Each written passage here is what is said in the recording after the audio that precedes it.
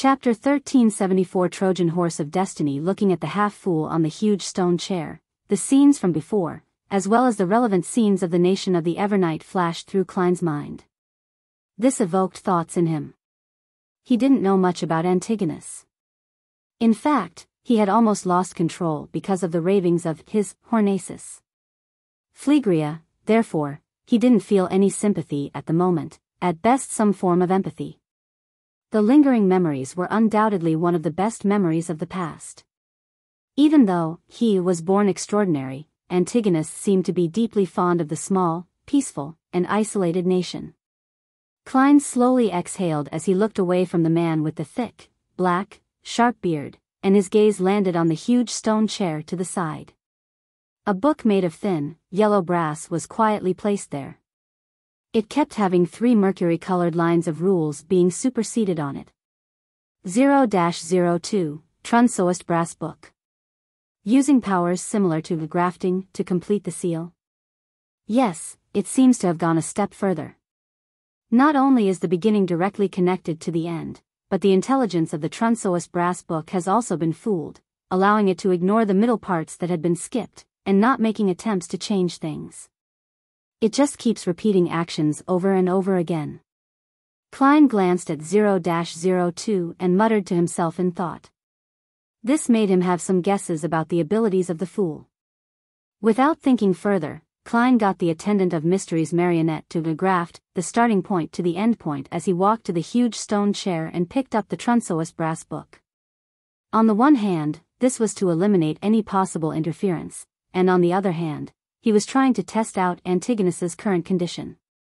Seeing that the half-fool was still sleeping and unable to escape from his eternal slumber, Klein heaved a sigh of relief. He made his marionette take the Trunsoist Brass Book and retreat to the entrance of the palace to wait for him. The reason he didn't allow his avatar to retrieve the Grade 0 sealed artifact was that he was worried that the Trunsoist Brass Book, which had a certain connection with the Sapphira, would be able to produce passive negative effects during the critical moment he was accommodating the fool's uniqueness. This might lead to the situation developing in a terrible direction. When it came to avoiding the negative effects of the sealed artifact, marionettes were definitely better than avatars. This was also why Klein didn't bring the Staff of the Stars. He couldn't place a time bomb beside him. Usually, it was fine. He could rely on his level, status, and abilities so as to forcefully suppress the Staff of the Stars, but in the process of accommodating the fool's uniqueness, he would be very weak. He couldn't interfere with the people or things around him. Any mistakes could cause him to lose control on the spot.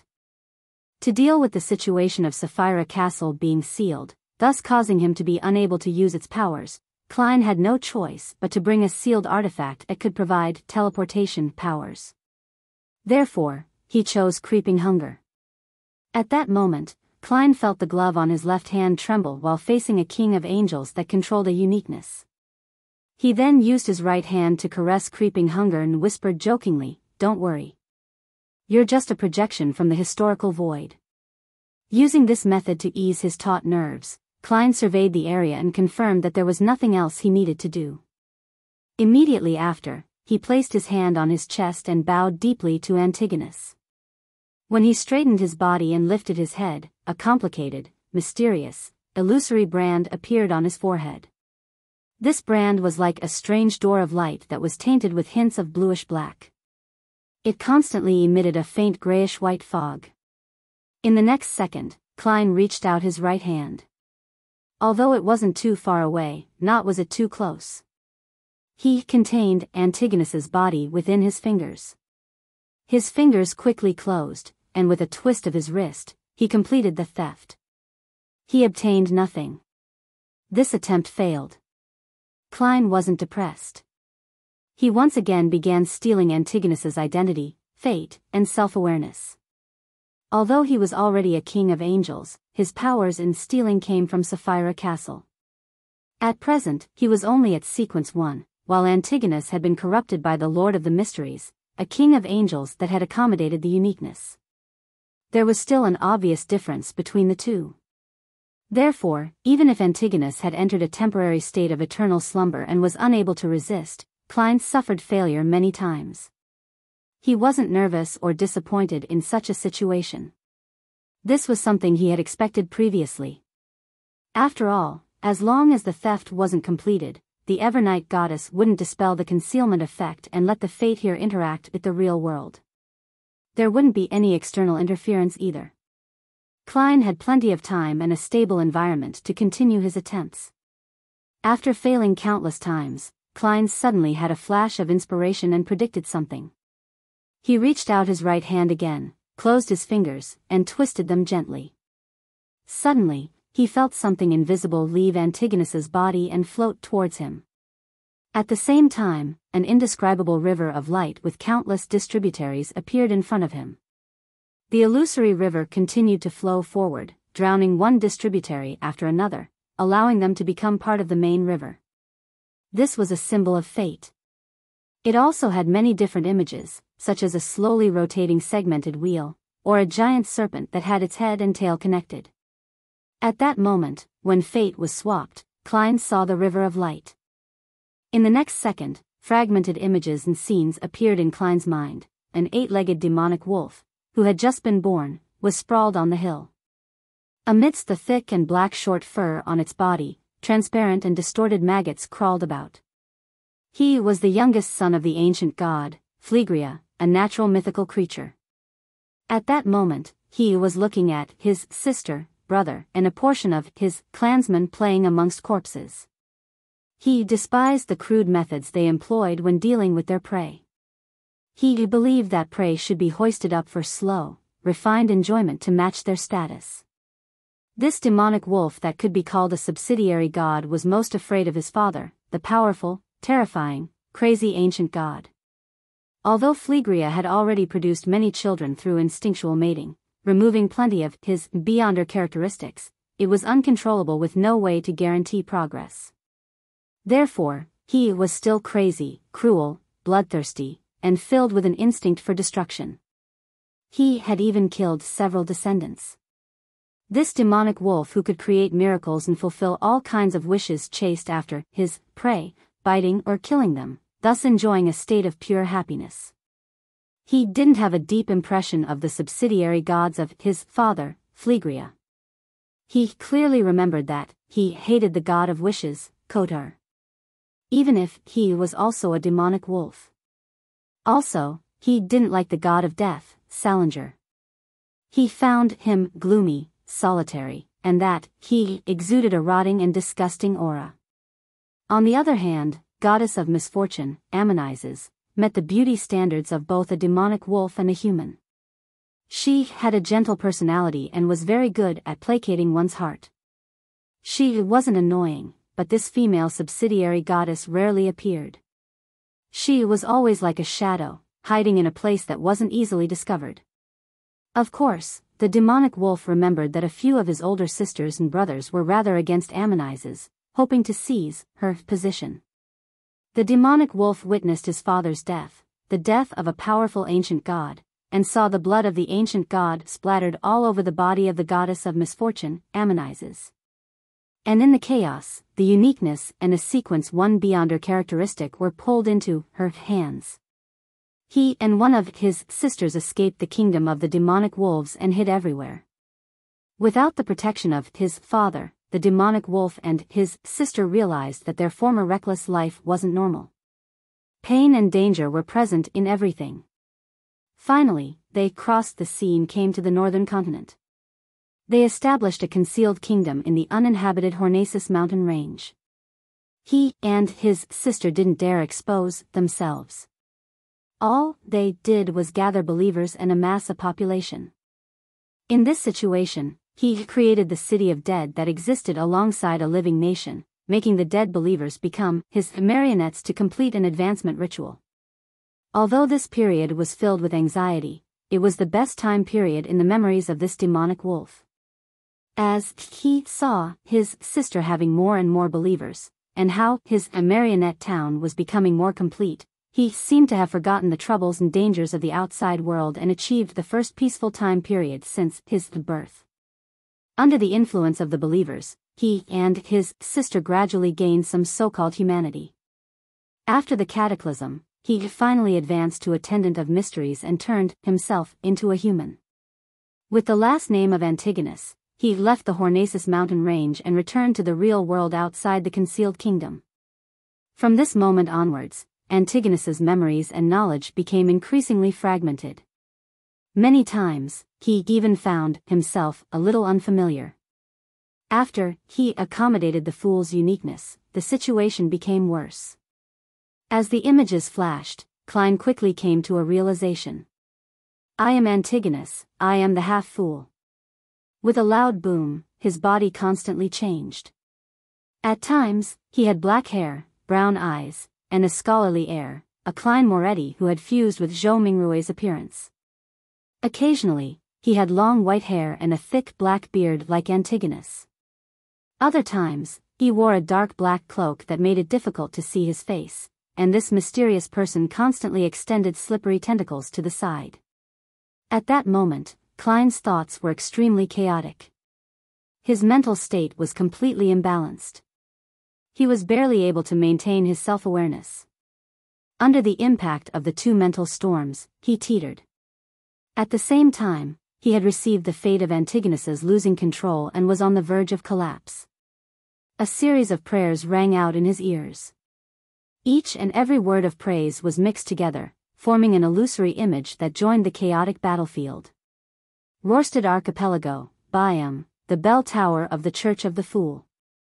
A young man wearing a pointed hat and monocle suddenly appeared here and stood behind the railing, looking down at the entire city. Mr. Amon. In the next second, he saw Biyao and the distant new city of Silver and New Moon City disappear as though someone had wiped them off the map with an eraser. How boring. Upon seeing this scene, Amon shook his head with a smile. He wasn't disappointed either. He only wanted to test if Klein or the Evernight goddess had repaired the bug in this aspect. After striking the bell, he could be considered the fool's angel of time to a certain extent. He could use this loophole to directly steal a portion of his anchors. Such theft was of little value, but it was very useful at the critical moment of a ritual. The sudden decrease in anchors would definitely tip the balance, causing Klein to lose control on the spot. Amon then retracted his gaze and raised his hand to straighten the monocle on his right eye. It was as if the light from the stars suddenly lit up in the crystal monocle. Chapter 1375 Beginning the Accommodation Thud. Thud. The doors of Backlund, Trier, Lemberg, and St. Millem opened and closed at the same time without a breeze. Inside a white tower in the headquarters of the god of knowledge and wisdom. Luca, who was on duty underground, sensed that something was amiss and stood up abruptly. As a prophet, he acutely sensed that something was happening. The elder in a brass-threaded, white robe immediately used a mystical technique and arrived at the entrance of the underground area. He pushed the door open. However, the door that wasn't considered heavy to a demigod didn't budge as though it was sealed by an invisible force. Luca Brewster didn't attempt to forcibly open it as he cast his gaze deep underground. There was silence. There was no sound. This isn't normal. Luca didn't need to rely on his beyonder powers to determine the problem here. Usually, in the deepest part of the ground, there would always be sounds that made people's hair stand on end. But now, it was as if it had disappeared as though it never existed. Others might not know, but as a high-ranking member of the Church of Knowledge, Luca knew that the voice came from an extremely terrifying sealed artifact that even he didn't know the exact details of, so it was impossible for it to be erased out of thin air. The current situation could only mean one thing: either the sealed artifact had already escaped the restrictions and entered a more bizarre state, or it had been sealed further, preventing it from affecting the outside world. Regardless of the possibility, it meant that there was extreme danger lurking in the surroundings. This was because the sealed artifact's number was 0-01. At the top of Biam's remaining bell tower, the light on Amon's monocle gradually faded, returning to normal. Mr. Error hadn't held back from showcasing his new beyonder powers, doing so to make a statement to all the existences watching him. He had already accommodated Door's uniqueness and obtained the corresponding authority. He had used this opportunity to shut off everything related to the concept of a door in the entire world, greatly strengthening the effects of any seals. This caused the Orthodox churches and secret organizations to be unable to use sealed items for a short period of time because no one could remove the seal. Even if a true deity descended from the astral world, it would still take them a certain amount of time before they could break the restrictions. Therefore, Amon eliminated most Grade 0 sealed artifacts in the subsequent Battle of Gods. He no longer needed to consider the corresponding interference. Read latest chapters at Wuxia World. EU. Of course, such authority wouldn't be able to influence the entire world for too long unless Mr. Error had put all his energy into this matter. It was precisely because of this that he didn't do it ahead of time. Only when he observed the disturbance in Klein's anchors did he suddenly act. The more powerful a Grade 0 sealed artifact was, the more terrifying the negative effects would be. It was even more so for those that could produce effects at the level of a deity. Even a Sequence 0 true deity might not be able to withstand it for too long. Therefore, true deities wouldn't unseal them unless it was necessary, otherwise, this would bring about an even greater disturbance to them, causing them to suffer a net loss. After doing this, Amon held up his palm and gently leaped up. Without the bearing of a true god, he sat on the railing at the top of the bell tower. As he gazed at the horizon out into the sea, he leisurely waited for the concealment to be removed. That was when Klein's ritual to accommodate the fool's uniqueness officially began. When that happened, he would strike the death knell for him. In the concealed world of the Evernight goddess. Under the repeated impact of the awakening of the celestial worthy of heaven and earth for blessings, and Antigonus's self-awareness and mental imprint, Klein's consciousness was like a sailboat in a storm. It would sometimes be thrown high while being struck down. At times, it would suffer corrosion, and at other times be slammed to the side. This made his thoughts turn extremely chaotic. He was about to split into two different personalities, known as Antigonus, and the Lord of the Mysteries. At the same time, his avatar also lost its rationality. It was in a state of being about to collapse into a whirlpool of maggots. Only the marionette remained standing there in a daze due to the lack of any control. The prayers from the believers resounded in Klein's ears, forming a corresponding image of what he knew. This was like a dam that was resisting a surging flood. Klein wasn't too unfamiliar with such a situation.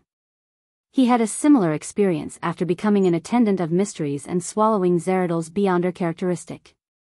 Therefore, with the help of his anchors, he managed to survive the initial chaos. With great familiarity, he directed the self-awareness and mental imprint of Antigonus towards the awakening will of the celestial worthy of heaven and earth for blessings. This caused both parties to corrode each other and be occupied with each other. The mind storm weakened a lot, finally giving Klein's self-consciousness a breather. Before he could calm down, he immediately directed the image of him as a god formed by many anchors, into the two mental corruptions struggle and tried to find a new balance. However, this didn't go smoothly. Compared to before, the essence of Antigonus's mental imprint, resilience, and madness were clearly stronger than Zeradol's. After all, this was a king of angels that had accommodated the uniqueness and was known as the half-fool. Furthermore, Klein had also stolen the other party's identity and fate. This brought about two other negative effects. His personality was constantly on the edge of dissociating. From time to time, he would think that he was Antigonus, attempting to fuse his mental imprint with his own mind. Having accepted the fate of Antigonus's loss of control, his entire body was collapsing uncontrollably. This brought about even more mental corruption. In addition, Antigonus's mental imprint and the awakened will of the celestial worthy of heaven and earth for blessings wasn't completely incompatible. In some aspects of their battle, they showed signs of fusing together. It was as if they originated from the same existence. This gave Klein preliminary confirmation. As a natural mythical creature, Antigonus was born with some of the celestial worthy's will. When he advanced to attendant of mysteries, the problem suddenly became serious, causing him to undergo unexpected changes without him realizing it. By the time he managed to accommodate the fool's uniqueness, madness had apparently become another side of him. In other words, before completely losing control, Antigonus was already a mentally sutured monster to a certain level. His self-awareness and mental imprint were part of the celestial worthy of heaven and earth for blessings, and this was something that couldn't be separated by using theft. Compared to him, Zeradal's mental imprint was much cleaner. There was only a small portion that belonged to the celestial worthy of heaven and earth for blessings. Most of it came from Zeradal's intense emotions at his deathbed. The reason why the two were different was that, apart from the fact that Antigonus had accommodated the fool's uniqueness, the former had become the attendant of mysteries at the beginning of the fourth epoch. At that time, the will of the celestial worthy hadn't weakened to the state it was in during the late fifth epoch. Without being able to form a new balance, the speed of Klein's breakdown became faster and faster. More than half of his body was formed from transparent and distorted maggots, and he extended slippery and sinister tentacles into his surroundings.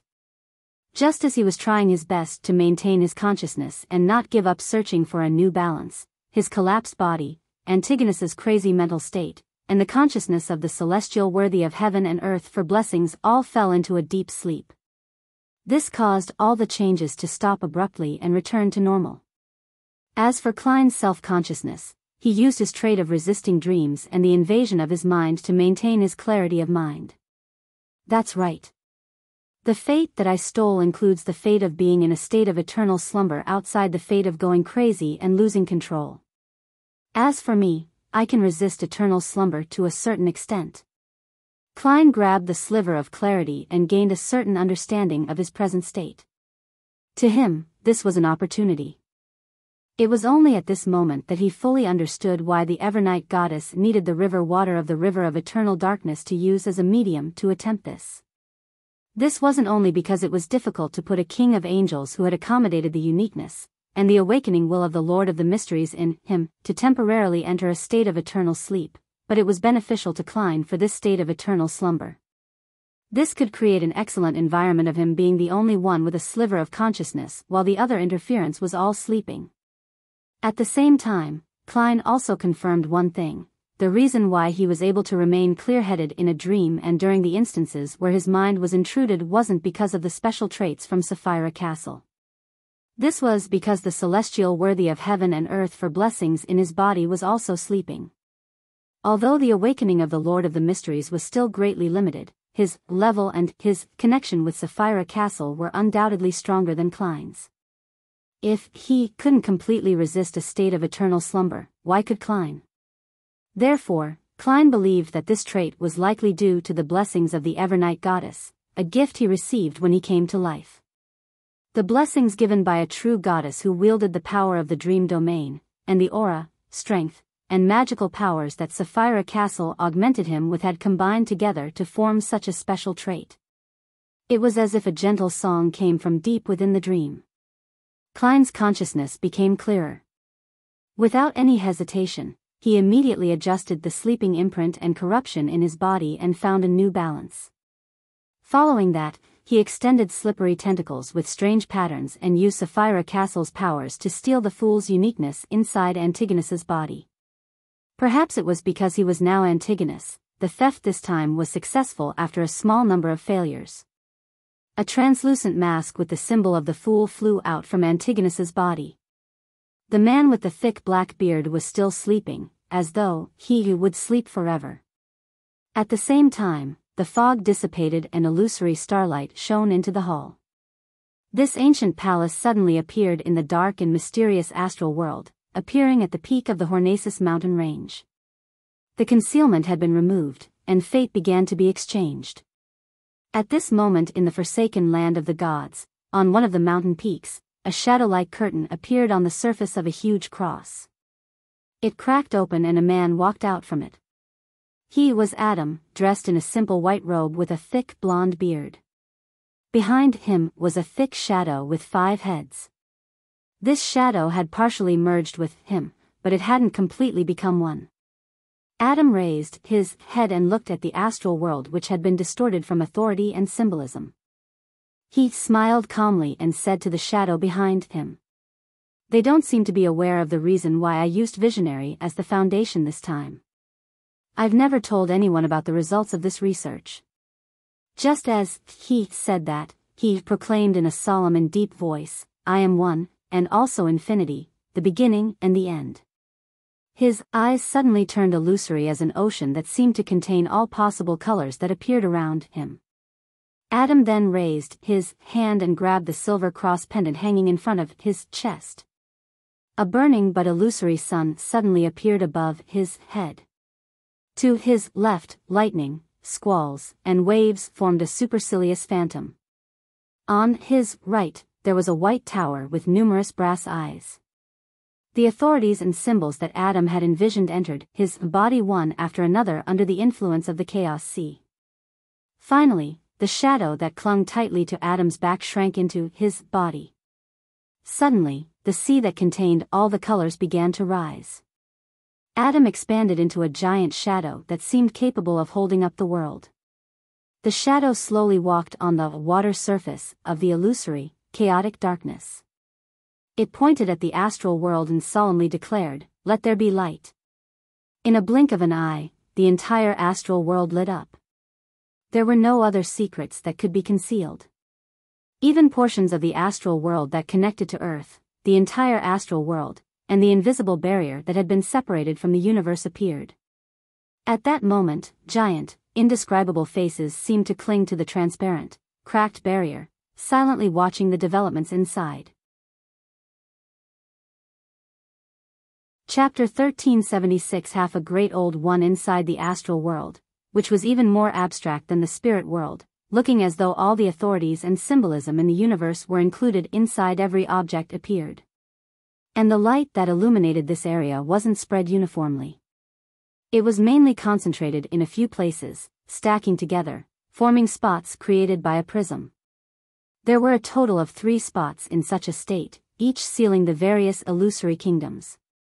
One of the kingdoms was covered in bright flowers in perpetual daylight. Another seemed to be formed from books that were opened or closed. Different figures shuttled between them as they read as a form of entertainment. One was covered in storms as lightning and thunder continued without end in the boundless ocean. In the next second, the 3 different kingdoms underwent a violent change. In the area with perpetual daylight, all the flowers emitted light, as if they had become burning, miniature suns. The countless miniature suns intertwined together and surged deep into the kingdom before rising into an abnormally blinding golden sun. It emitted a scorching light that could illuminate the entire world, an entire solar system. However, no matter how much energy was released by this almost real sun, or how many flares of super high-temperature flames it created, it was unable to break through the prism-like spots of light. Every destroyed layer had a new layer produced at an equal speed. In another part of the astral world, on the surface of the mysterious country formed from all kinds of books, bits of brass points of light rapidly circulated on the spot of light, forming mysterious symbols that seemed to be searching for a critical point or effective method to destroy the barrier. During this process, the faint light formed a pair of illusory eyes that directly saw the weak spots and created eyes there. Meanwhile, inside the spot of light, there was also faint light swirling in it. It repeatedly took form, changing the critical points of the structure. This made it seem as though both sides were in a contest of their calculative abilities, with neither side clinching victory. In the boundless sea that was enveloped by lightning, wind, and rain, the spot of light suddenly lit up. It brought a portion of matter and approached the limit to speed, creating a violent wave that could destroy a planet. Such a wave, and the tiny bits of light constantly struck the prism-like spot of light, turning it into countless falling specks of light. At some point in time, the spot of light began to ripple like an illusory ocean that seemed to contain all colors. It seemed to solidify the surrounding environment, causing the light spots that carried the storm to slow down uncontrollably. Then, the points of light repeated a state of acceleration and deceleration. This kept repeating, but they refused to give up. With the chaos sea as a source, Adam used himself and the true creator as a pillar, envisioned 3 uniquenesses, and accommodated them into this system. Adam seemed to exceed the limitations of above the sequences and became half a great old one. he was able to forcefully suppress the eternal blazing sun, the Lord of Storms, and the God of knowledge and wisdom by himself, trapping the three sequence O true gods within their respective divine kingdoms. At that moment, he seemed to return to his peak condition, becoming that ancient sun god who slew one ancient god after another. He chose the two pathways of visionary and the hanged man as his foundation for his resurrection because, apart from them having the trait of resurrecting, this was also the result of his research. This had the highest chance of becoming God Almighty. After using either one of the two pathways of visionary and the hanged man to become a true god and gaining initial control over the chaos sea, he could take back the remaining uniquenesses and sequence one beyonder characteristics. This was the easiest path to advance to the Lord of the astral world. And in this matter, there was something more special about visionary than the hanged man. When the visionary first gained control of the chaos sea and accommodated a second uniqueness and corresponding sequence one beyonder characteristic to a certain extent, he could envision the remaining, fake symbolism and authority, allowing him to briefly obtain strength that transcended the sequences, giving him half a great old one's strength. However, at the end of the third epoch, the ancient sun god's plan was, after being assassinated, he would immediately revive in the giant king's court where Sasra was.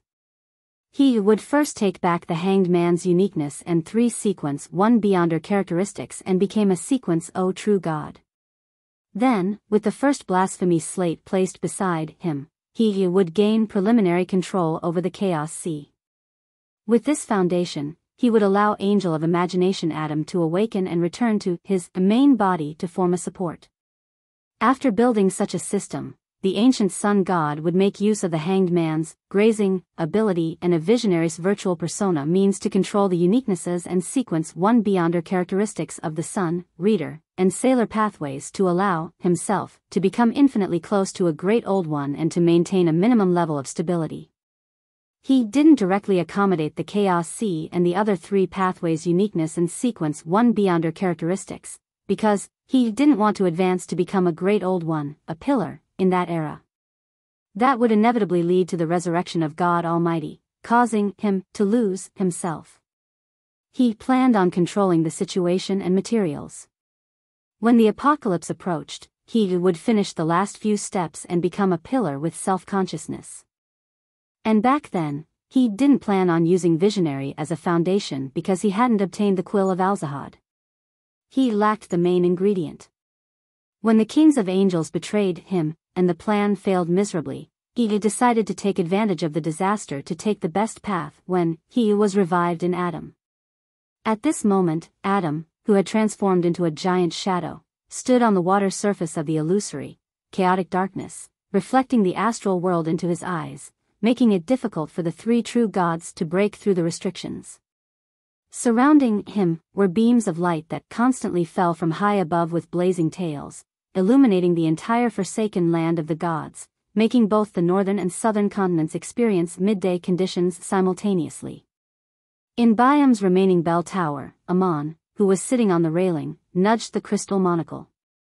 With both hands propped up, he suddenly leaped up and entered the astral world. During this process, his left hand had an ancient mottled stone slab appear at some point in time. The first blasphemy slate. Amon had once used it to seal the gap caused by Mr. Door's returning ritual, to prevent the invasion of the mother goddess of depravity. After the return ritual ended, and the door of flesh and blood completely collapsed without a tunnel to maintain anymore, he retrieved the blasphemy slate.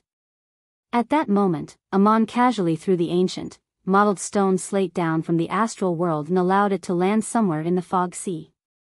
It was a mountain that tore out of the boundless black fog. There was no end to its depth. Its surroundings appeared like a continent. After the first blasphemy slate landed, it accurately stabbed into the peak of the mountain, forming an illusory sea that contained all the colors. At the same time, Amon entered the astral world and saw the main peak of the Hornacis mountain range that had been grafted here. He saw the ancient and dilapidated palace on the mountain peak. Wearing a pointed hat and a classic black robe, his body rapidly expanded, instantly reaching the scale of a mountain. He opened his mouth, as though he was about to swallow Antigonus's magnificent but dilapidated palace. Suddenly, he saw a blurry figure. This figure was wearing a long, layered black dress that was not complicated but had countless stars speckled on it. She was as big as the current Amon. A pair of huge arms covered in dark black short hair grew out from both her torso and waist, but there was a beautiful and gentle face that was covered in thin black gauze. Her eyes seemed to compress the starry night sky. It made one feel at peace, but it also made one feel an uncontrollable fear. One of her two hands held a huge scythe, and another pair held a bird-shaped, golden accessory. The remaining pair held nothing, as though she was holding an invisible object. Evernight Goddess. In the next second, Amon, who was wearing a monocle on his right eye, was quickly wiped away by an eraser like he was a sketch. The Evernight Goddess raised her two empty arms as she held up an almost invisible fog. On the surface of the fog, multiple doors of different shapes rapidly opened in different spots, but they were instantly blocked, preventing any loopholes from taking place. The Evernight Goddess floated above the peak of the Hornacis mountain range in the astral world as she focused on controlling the fog world in her hand, preventing Amon's true body from escaping. As more and more doors appeared, the opening of doors became faster and faster. This goddess was unable to deal with it alone. All she could do was raise her other two arms and raise the huge scythe. The dark black scythe rapidly turned into a corporeal coffin made of black fog. The almost invisible fog world was stuffed into the coffin, and all the movements instantly ceased. It was as though death had occurred. However, this silence only lasted for a second. On the surface of the black fog-formed coffin, a series of doors took form and opened again. As the Evernight Goddess sealed the doors, she raised her arm that held a bird-shaped, golden accessory. The orange glow of twilight fell, adding a sense of decay and extinction to the heavy black coffin. The formation and opening of the doors slowed down as both parties entered a tug-of-war. At that moment, at the foot of the Evernight Goddess, the main peak of the Hornacis mountain range collapsed. It was like the apocalypse had arrived early. At the same time, python-like black tentacles extended out from somewhere in the astral world. There was an eye at the end of each tentacle, either opened or closed. Any object that was seen by them would instantly turn into grayish-white rock. And anything touched by the tentacles distorted as limbs and heads stretched out, turning into good-looking women of all sizes. As the grayish-white spread rapidly, the tentacles surged towards the ancient and dilapidated palace, rushing towards Klein, who was about to accommodate the fool's uniqueness. Primordial Demoness Cheek. Chapter 1377. Crazy ravings. Countless demonesses of varying sizes brought with them the destruction of all matter, causing the scene of the entire Hornacis mountain range to develop in the direction of turning into a huge stone sphere. This made the dilapidated walls of the ancient palace collapse rapidly, exposing Klein, who was in the middle of the hall, along with his avatar and marionette out into the middle of the astral world. Just as the python-like black tentacles were about to rush into the palace, a crimson moon rose up like a scene from the apocalypse. In the perimeter of the hall that was bathed in moonlight, a cluster of wheat instantly grew out. There were flowers, mushrooms, and trees. They intertwined with each other, layer by layer, sealing the palace that belonged to Antigonus.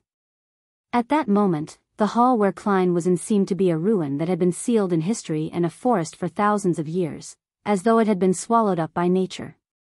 The python-like black tentacles with eyes on their tips were blocked by plants growing wildly. They rose up as they constantly struck the screen that originated from nature, causing the latter to collapse or peel under layer after layer of petrification effects. However, no matter whether it was the wheat, flowers, mushrooms, trees, or newborns, they quickly returned to Earth Mother's embrace and grew again. Just like that, the barriers of nature were reborn and destroyed, layer by layer, as layer after layer was reborn. This showdown entered a stalemate. Earth Mother, who controlled the moon's uniqueness, fended off Primordial Demoness Cheek. At this moment, a light that couldn't be seen by most beyonders landed from high above and crashed into the barrier of nature that used plants as a foundation. The light didn't have a physical body, as though it was formed from a flux of massive and miscellaneous information. In its illusory form, it tore through the gaps between the plants, like a torrent, heading straight for Klein, who was about to retrieve the translucent mask. Hidden Sage. At this moment, a blurry light shot out from the void, revealing picture-like projections around Klein. Some of them recorded the helplessness and misery humans felt when facing supernatural beings. Some of them used an epic-like brush to reenact the scenes of humans using their own bodies as experiments to attempt fusing with Beyonder ingredients to obtain strength and save the race. Some described the unique cultures and traditions due to a black emperor, while others carried various viewpoints, books, and inventions. Some resembled the dawn of the present world, starting from the massive machinery that spewed steam, buildings that rose higher and higher, and clothes that made movement easier. The contents made the seemingly thin painting exude a heaviness. This was because they bore the inspiration and development of civilization, of human society at different stages. Back then, the god of craftsmanship didn't properly digest the Sequence 1 Civilization Enlightener potion before advancing to Sequence O due to various reasons. He maintained his rationality and lucidity. However, this made him have to focus more on resisting the madness and inclination towards losing control. Amongst the 7 orthodox gods, he was slightly weaker than the other existences. The reason why the Church of Steam was the weakest orthodox organization was that, apart from having the shortest history and the least heritage, its corresponding god was also not in the best of conditions. By the time Roselle raised the Industrial Revolution as the son of Steam, a member of the church, and brought with him all sorts of ideas, the god of craftsmanship took the opportunity to change his name to the god of steam and machinery, sharing in the progress of the enlightenment of civilization, and digested the corresponding potion. As a true god in a neighboring pathway, he eventually chose to stand on the orthodox deity's side after the hidden sage chose to be Klein's enemy. The terrifying flood of information crashed into the illusory pictures and rapidly expanded, attempting to crack the cage. However, the tens of thousands of years of civilizations were thick and vast. The history left behind by generations of humans that numbered hundreds of millions was so vast and magnificent. It was enough to contain the information flux of the hidden sage. When the hidden sage tried breaking through the limitations of the god of steam and machinery, in the hall of the Antigonus Hall that was sealed by layers of plants, Klein extended his slippery and strange tentacles to grab the translucent mask that represented the fool's uniqueness before moving it towards his face. Just as the mask covered Klein's face, numerous figures appeared around him. Some of them were men wearing postman uniforms. Some were ordinary birds, while others were microbes that couldn't be seen with the naked eye. There were hundreds or thousands of them. The hall that only had corpses hanging in the air suddenly became crowded. And the commonality of these figures was that they wore crystal monocles, or had a circular emblem of different colors in the same position. Amon. The avatars of Mr. Error Amon. It was unknown if they had used the primordial demoness or the hidden sage's attacks to open a back door and use a loophole to secretly arrive near the target. Looking at Klein, who had just put on the translucent mask and was beginning to accommodate the fool's uniqueness, these Amons revealed a smile at the same time. They opened their mouths and said words that ordinary people wouldn't be capable of understanding. These words intertwined and formed terrifying and crazy ravings. You overlooked the primordial demoness. For her, Medici, who has only recovered to Sequence 1, is no threat at all. Her greatest wish right now is to immediately produce a Lord of the Mysteries and open the seal of the Western continent, allowing her to have a chance of finding the City of Calamity. It's obvious that, compared to you, I'm the better choice. You're too weak. Heh. Are you still waiting for the Mother Tree of Desire or the Mother Goddess of Depravity to provide you with help? It's useless. I placed the first blasphemy slate into the fog sea and placed it near the abyss's entrance, not far from that primitive island. Also, the enhanced seal brought about by the corresponding authority of doors, and half of the Lord of the Astral World's control towards the world barrier prevents any outer deity from being able to have their powers penetrate inside for a short period. And without the influence of the outer deities, the dark side of the universe and the chained god currently do not wish to interfere in the battle of gods. They would rather seize this opportunity to escape their restraints. They also wish that a Lord of the Mysteries would be born as soon as possible to help them escape from the predicament. If it wasn't for the fact that stirring them would also trigger the outer deity corruption in them, I can promise you that I would have already reached an agreement with them to deal with you together. Amon was deliberately using real information to fill up the ravings, using this to make Klein suffer the effects of a two-pronged approach. One was the mental corruption brought about by the ravings, and the other was the corresponding content that distracted him. In any case, it wasn't a waste of time to him. On the one hand, he had sufficient avatars. Each worm of time saying one word was enough for him to form many words. On the other hand, he forcefully fused the information together, making a single word represent many things. At that instant, the ravings of Amon echoed in Klein's mind like sharp blades that pierced through his psyche, tearing through his mind. Normally, Klein could use his own status to suppress the ravings that were at most at the level of a sequence 1. It wouldn't affect him, but at this moment, he was accommodating the fool's uniqueness. His mental state was in a weak and subtle balance. Under such a scene, a straw might crush the camel's back, much less so many of Amon's avatars. Furthermore, while Klein felt a sharp pain in his psyche and his self-awareness was in a mess, the sleeping mental imprint of Antigonus and the will of the celestial worthy of heaven and earth for blessings showed signs of awakening. In a sense, eternal slumber was an extreme seal. The Amons, who had accommodated Door's uniqueness, could undoubtedly be able to weaken the seal or even make it lose its effectiveness. Also, the translucent mask that Klein had just worn on his face, the fool's uniqueness obtained an even stronger remnant will from the celestial worthy of heaven and earth for blessings. It was also gradually breaking free from the influence of eternal slumber, and it had a certain resonance effect with the same being in Klein's body. Without using any beyonder powers, the Amons, who had simply created a few ravings, had thrown Klein into a state of imbalance, and he was on the brink of losing control. Furthermore, all of this seemed irreversible unless there was more river water from the river of eternal darkness that allowed Antigonus's mental imprint and the even more powerful will of the celestial worthy of heaven and earth for blessings to continue sleeping. But at this moment, even if there was still the river water of the river of eternal darkness, the Evernight goddess wasn't able to divert her attention. This was because she was trying her best to suppress the dual pathway true god, Amon. From this point of view, the Amons were deliberately sacrificing their true body to stall the Evernight goddess, to create an opportunity for the avatars to destroy Klein's ritual. This was a little risky, but the result looked pretty good. At that moment, Klein's pocket lit up. The light was a pale golden color like sticky syrup. It instantly enveloped the surrounding area. Illuminated by this light included Klein and his avatar, as well as the book that was suddenly thrown over by the distant marionette. 0-02, Trunsoist Brass Book. The sealed artifact extended its body in midair. As it bathed in the pale golden light, a rule suddenly appeared on the blank page.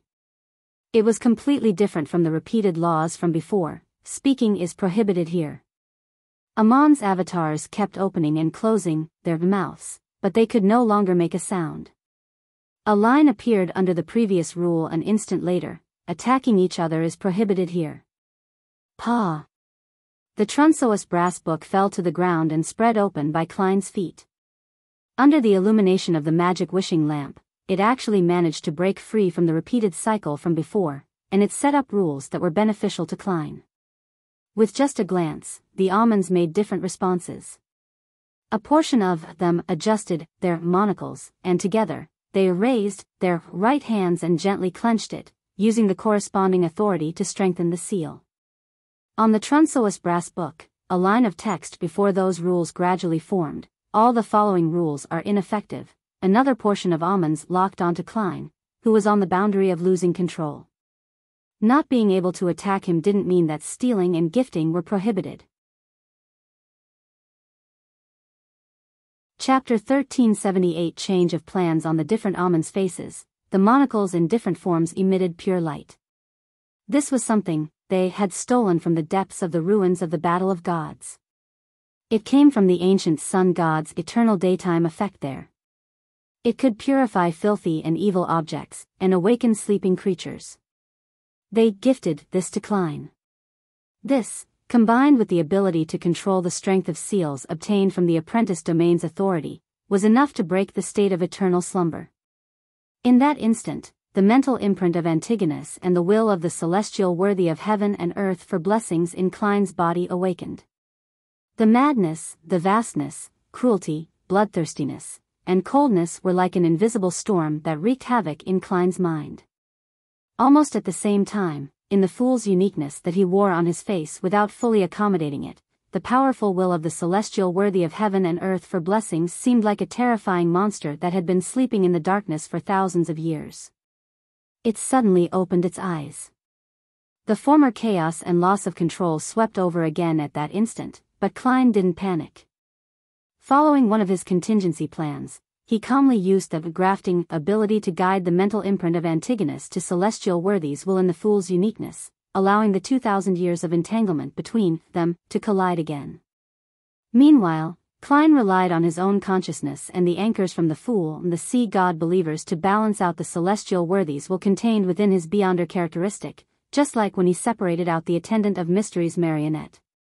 If there weren't any accidents, and if this continued, there was a chance that Klein would be able to balance between the two sides and completely accommodate the fool's uniqueness.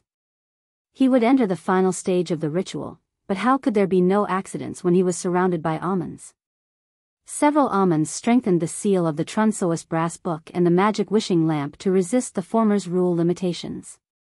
Some Amons gave the eternal daytime to Klein, and a small number of Amons locked onto Klein and attempted a theft. They were trying to steal his lucidity. One Amon failed after another, but in the end, there were still a few Amons who succeeded. They stole away Klein's self-awareness for the next 2 seconds. Klein's thoughts blurred. Without his guidance, the Antigonus's mental imprint, the two wills of the celestial worthy of heaven and earth for blessings, as well as the anchors from his believers instantly lost their balance and began to madly invade, influence, and corrupt each other. Everything became extremely chaotic, and it was as if it was developing irreversibly. Klein's body collapsed inch by inch, turning into clusters of transparent and distorted maggots as he extended even more slippery and sinister tentacles. And at this moment, the rules on the Trunsoist brass book were wiped away and began writing, "Speaking is prohibited here. Attacking each other is prohibited here." Soon after, a familiar text appeared before the two rules. All the following rules are ineffective. After the seal was strengthened, the Trunsoist brass book seemed to enter a new cycle. And the influence the genie exerted on it became rather limited. Klein's consciousness quickly regained lucidity, but the situation in his body was completely chaotic and out of control. This made him completely unable to deal with the different influences or have any hope of finding a new sense of balance. In other words, he would run down the path of losing control until he became a monster. Without any time to think, Klein initiated his final contingency plan using his instincts and experience. He instantly gave up on saving his body and no longer focused on this matter. Not only that, but Klein had also even allowed the attendant of mysteries marionette to turn into a whirlpool of maggots and let it fuse with his body along with Zeradal's mental imprint. He wanted to mess things up. However, Amon's avatars wouldn't allow him to make any attempts. Apart from the Amons, who were fighting against the magic wishing lamp and the Trunsoist brass book, the rest of them began to steal, once again, trying to throw Klein's thoughts into chaos again until he completely lost control. The Amon in the postman uniform succeeded, but what he stole wasn't Klein's lucidity, but a drop of fresh blood. This blood immediately seeped into Postman Amon's palm. Right on the heels of that, Postman Amon's eyes turned crimson as his stomach bulged at an unimaginable speed as it squirmed. He seemed to be pregnant with a child. He had stolen the blood blessed by the primordial moon, or in other words, the mother goddess of depravity. Klein no longer placed most of his consciousness on balancing the Antigonus's mental imprint, the awakening will of the celestial worthy of heaven and earth for blessings, and his anchors. There was no need for him to endure it passively like before. He could barely respond to Amon's theft.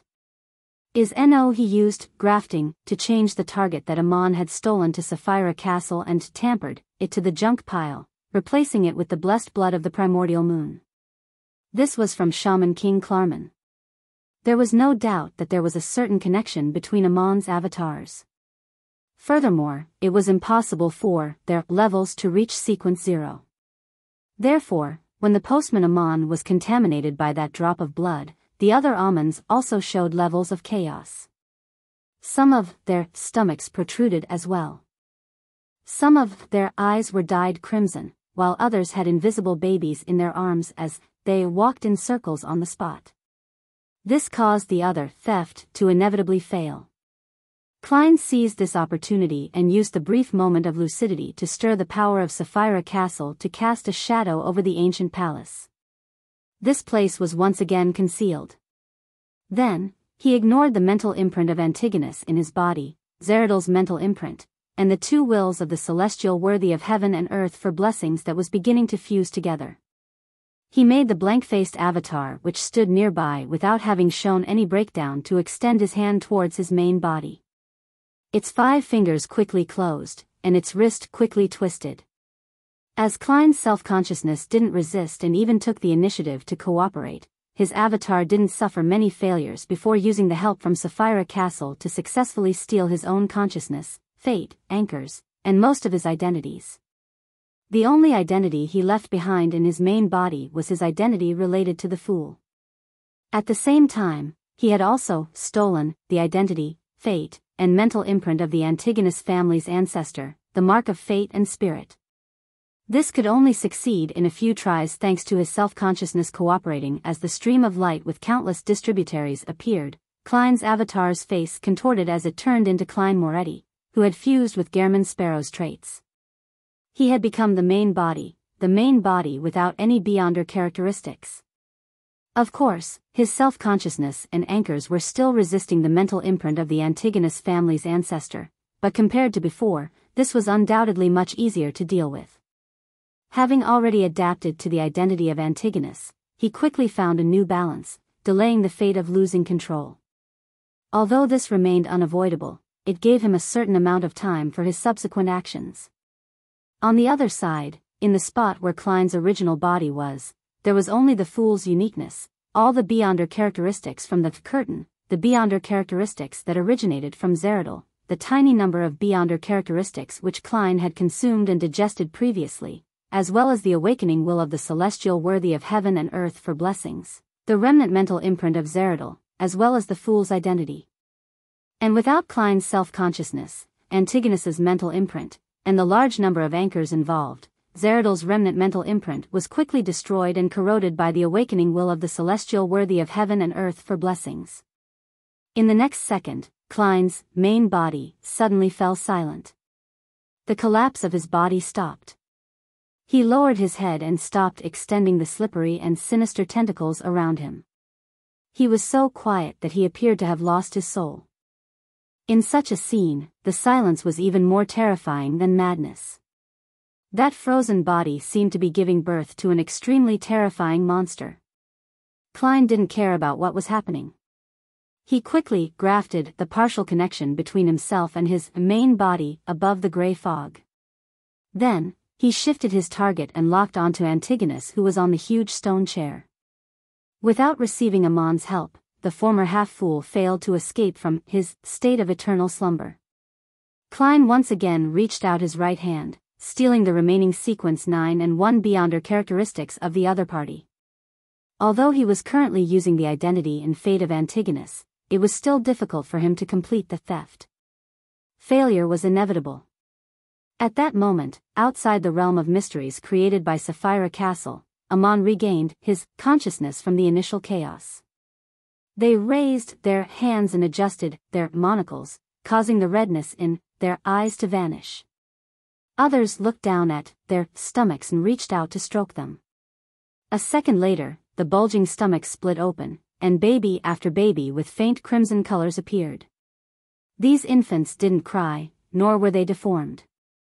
All of them took out crystal monocles from the void in smooth succession and wore them to their right eye. The number of almonds increased. He had converted the babies which were due, turning them into his avatars so as to prevent the corruption of the primordial moon from interfering with him. At this moment, Earth Mother and God of Steam and Machinery had achieved the upper hand to some extent on their respective battlefields. They could finally make use of this small advantage to interfere with the situation inside the palace. Instantly, a portion of almonds turned into plants as they bloomed or bore fruit, returning to the land. A portion of almonds became knowledge, information, and words, as they ended up imprinted into an illusory book. However, there were still some almonds who had used blink, relied on loopholes, or from using the deception of the rules to successfully avoid the influence of the two true deities. As they continued to strengthen the seal of the magic wishing lamp and the Trunsoas brass book, they opened a door in Klein's realm of mysteries. At the same time, the angels also noticed the changes in the astral world, but their gazes were unable to penetrate the Earth Mother's natural barrier and the God of Steam and Machinery civilization picture. They couldn't see the interior at all. This also meant that, even if they wanted to exert influence, there was nothing they could do. Inside the realm of mysteries created by Sapphira Castle, Klein finally succeeded in stealing the Beyonder characteristics of Antigonus from Sequence 9 to Sequence 1, ones that had been digested. Due to the law of Beyonder characteristic convergence, the latter had attracted many Beyonders of the same pathway over a long span of history. While turning them into marionettes, he had also absorbed their Beyonder characteristics. Therefore, at that moment, there was still a large number of seer pathway Beyonder characteristics left in Antigonus's body, including a miracle invoker Beyonder characteristic. The dark points of light quickly merged into Klein's body and fused with him. As he was now Antigonus, and as all the Beyonder characteristics had been digested by Antigonus, his fate of losing control didn't speed up as he maintained his previous progress. This way, Klein had once again become a Sequence 1 attendant of mysteries, one who had already digested the potion, with a fate that pointed towards losing control. At this moment, his original, main body raised his head, his eyes dark. However, from this glance, the present Klein's mind instantly slowed down as his body turned cold. He almost had no way of resisting it. The powerful will that he was very familiar with began to slowly rise, attempting to influence Sapphira Castle. The Lord of the Mysteries had awakened to a certain threshold in Klein's main body. The Fool had become a truly great existence that was being awakened. It matched the guess of the Tarot Club and was in conflict with true history. Before Klein's thoughts slowed down, he took the initiative to cooperate with Amon and dispelled the realm of mysteries, allowing the situation inside to interact with the outside world. He had already fooled history without any problems, just like the first plan he came up with. As for how to end it, he never had a good idea. According to the changes in the situation, the final plan he activated at this critical moment was to not leave himself any way out. He would go from accommodating the Fool's uniqueness to advancing to the true Fool. In any case, this wouldn't be worse than the previous situation. Chapter 1379 Combining forces. The curtain that enveloped the Antigonus palace instantly vanished. An indescribable aura returned to reality, causing the entire astral world to shake. Outside the world barrier that was covered in cracks, the terrifying, indescribable faces suddenly changed. The invisible barrier began to tremble violently as if it would collapse at any moment. Every continent on the planet within experienced an earthquake. It wasn't a serious one, just rather obvious. Above the 5 seas, waves surged, as if they had encountered a sudden tidal force. Amid the noon sky, the crimson moon suddenly appeared. Its color became extremely saturated and expanded in an exaggerated manner. It was as if it had hung off the roofs of every house. Other than that, the brown planet, orange planet, scarlet planet, gold planet, and blue planet lit up at the same time, emitting light of different textures. If one looked down from the cosmos, the entire earth appeared to be swept up by an invisible storm and trembled in place. This was a slight change brought about by the outer deity's attempt to break the barrier. The aura that floated inside the ancient palace in the astral world had made them collectively recall that terrifying existence. Agitated by this, either a result of rage or madness, all of them tried to stop his revival. Compared to them, who were blocked outside the real world, the first to react was the magic wishing lamp in the pocket of Klein's main body. The sticky pale golden light penetrated through the Amon's enhanced seal, turning into a blurry and distorted figure. It stretched out its arm and pulled the Trunsoist brass book into its palm. The rules that were written previously had all disappeared, and a new article immediately formed: resurrection of the deceased is prohibited here. A faint grayish-white fog flashed and a familiar text appeared in front of this rule: all the following rules are ineffective. Even though he hadn't really resurrected and had yet to absorb the Fool's uniqueness and 2 Sequence 9 to Sequence 1 Seer pathway beyonder characteristics, the celestial worthy of heaven and earth for blessings in Klein's main body could also control Sapphira Castle and use its status to direct its powers. At this moment, his existence and the fog of history had completed their interactions.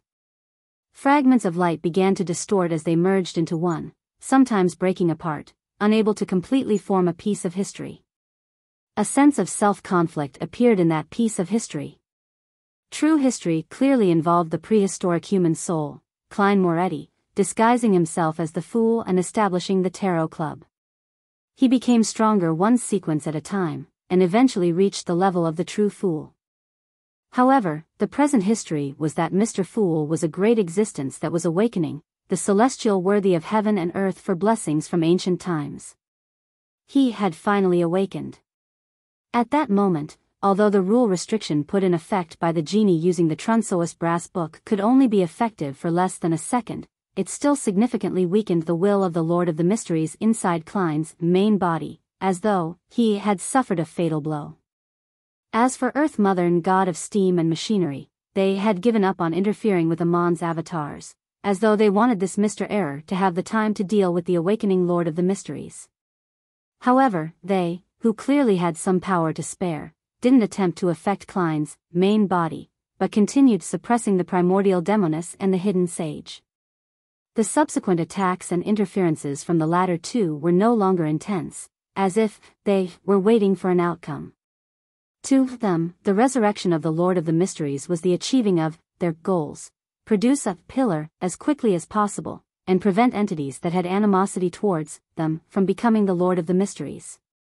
In addition, the pathways that they were in didn't belong to the 3 pathways that were controlled by the Lord of the Mysteries. Furthermore, they didn't have any feuds or conflicts of interest with the other party. Amon, who was no longer affected, immediately changed his target and focused most of his attention on Klein's main body. There was no need for any explanation. They clearly knew that this was their greatest threat. Without any hesitation, the Amons raised their right hands at the same time and gently squeezed it, seriously stealing the effects of the eternal daytime from the target. However, the Amons didn't give up influencing Klein. With their numbers, they split off a small number of members and looked at Klein, who was currently a Sequence 1 attendant of mysteries. Furthermore, Klein also bore the identity of Antigonus. The monocles of these Amons suddenly lit up. Using the authority related to doors, they moved Klein out of the real world and into the cosmos. In the dark and vast universe, Klein's figure appeared. Then, it instantly became thin, turning into a paper figurine. The paper figurine first had its belly bloated before giving birth to a paper baby. Then, it rapidly rotted into dust. Klein had used grafting and paper figurine substitutes to block the attacks of the Amons. At the same time, the other Amons had succeeded in stealing the effects of the eternal daytime from Klein's main body. However, in the next second, the effects of the eternal daytime were once again stolen back. This was the Lord of the Mysteries' control over powers from his pathway. Even though he had yet to fully revive, he had already begun this process.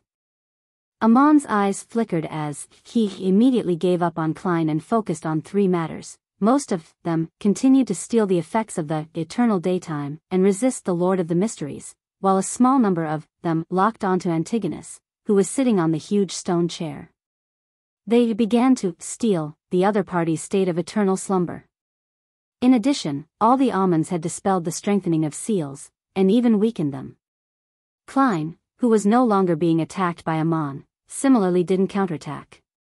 His attention was focused on his main body. The awakening of the Lord of the Mysteries was the biggest problem. At that instant, an illusory mark appeared on Klein's glabella. It was a strange door of light that was stained with hints of bluish-black. It constantly emanated a faint grayish-white fog. Klein began to snatch control over Sapphira Castle from the Lord of the Mysteries, so that it wouldn't be so easy for him to make use of the level and power.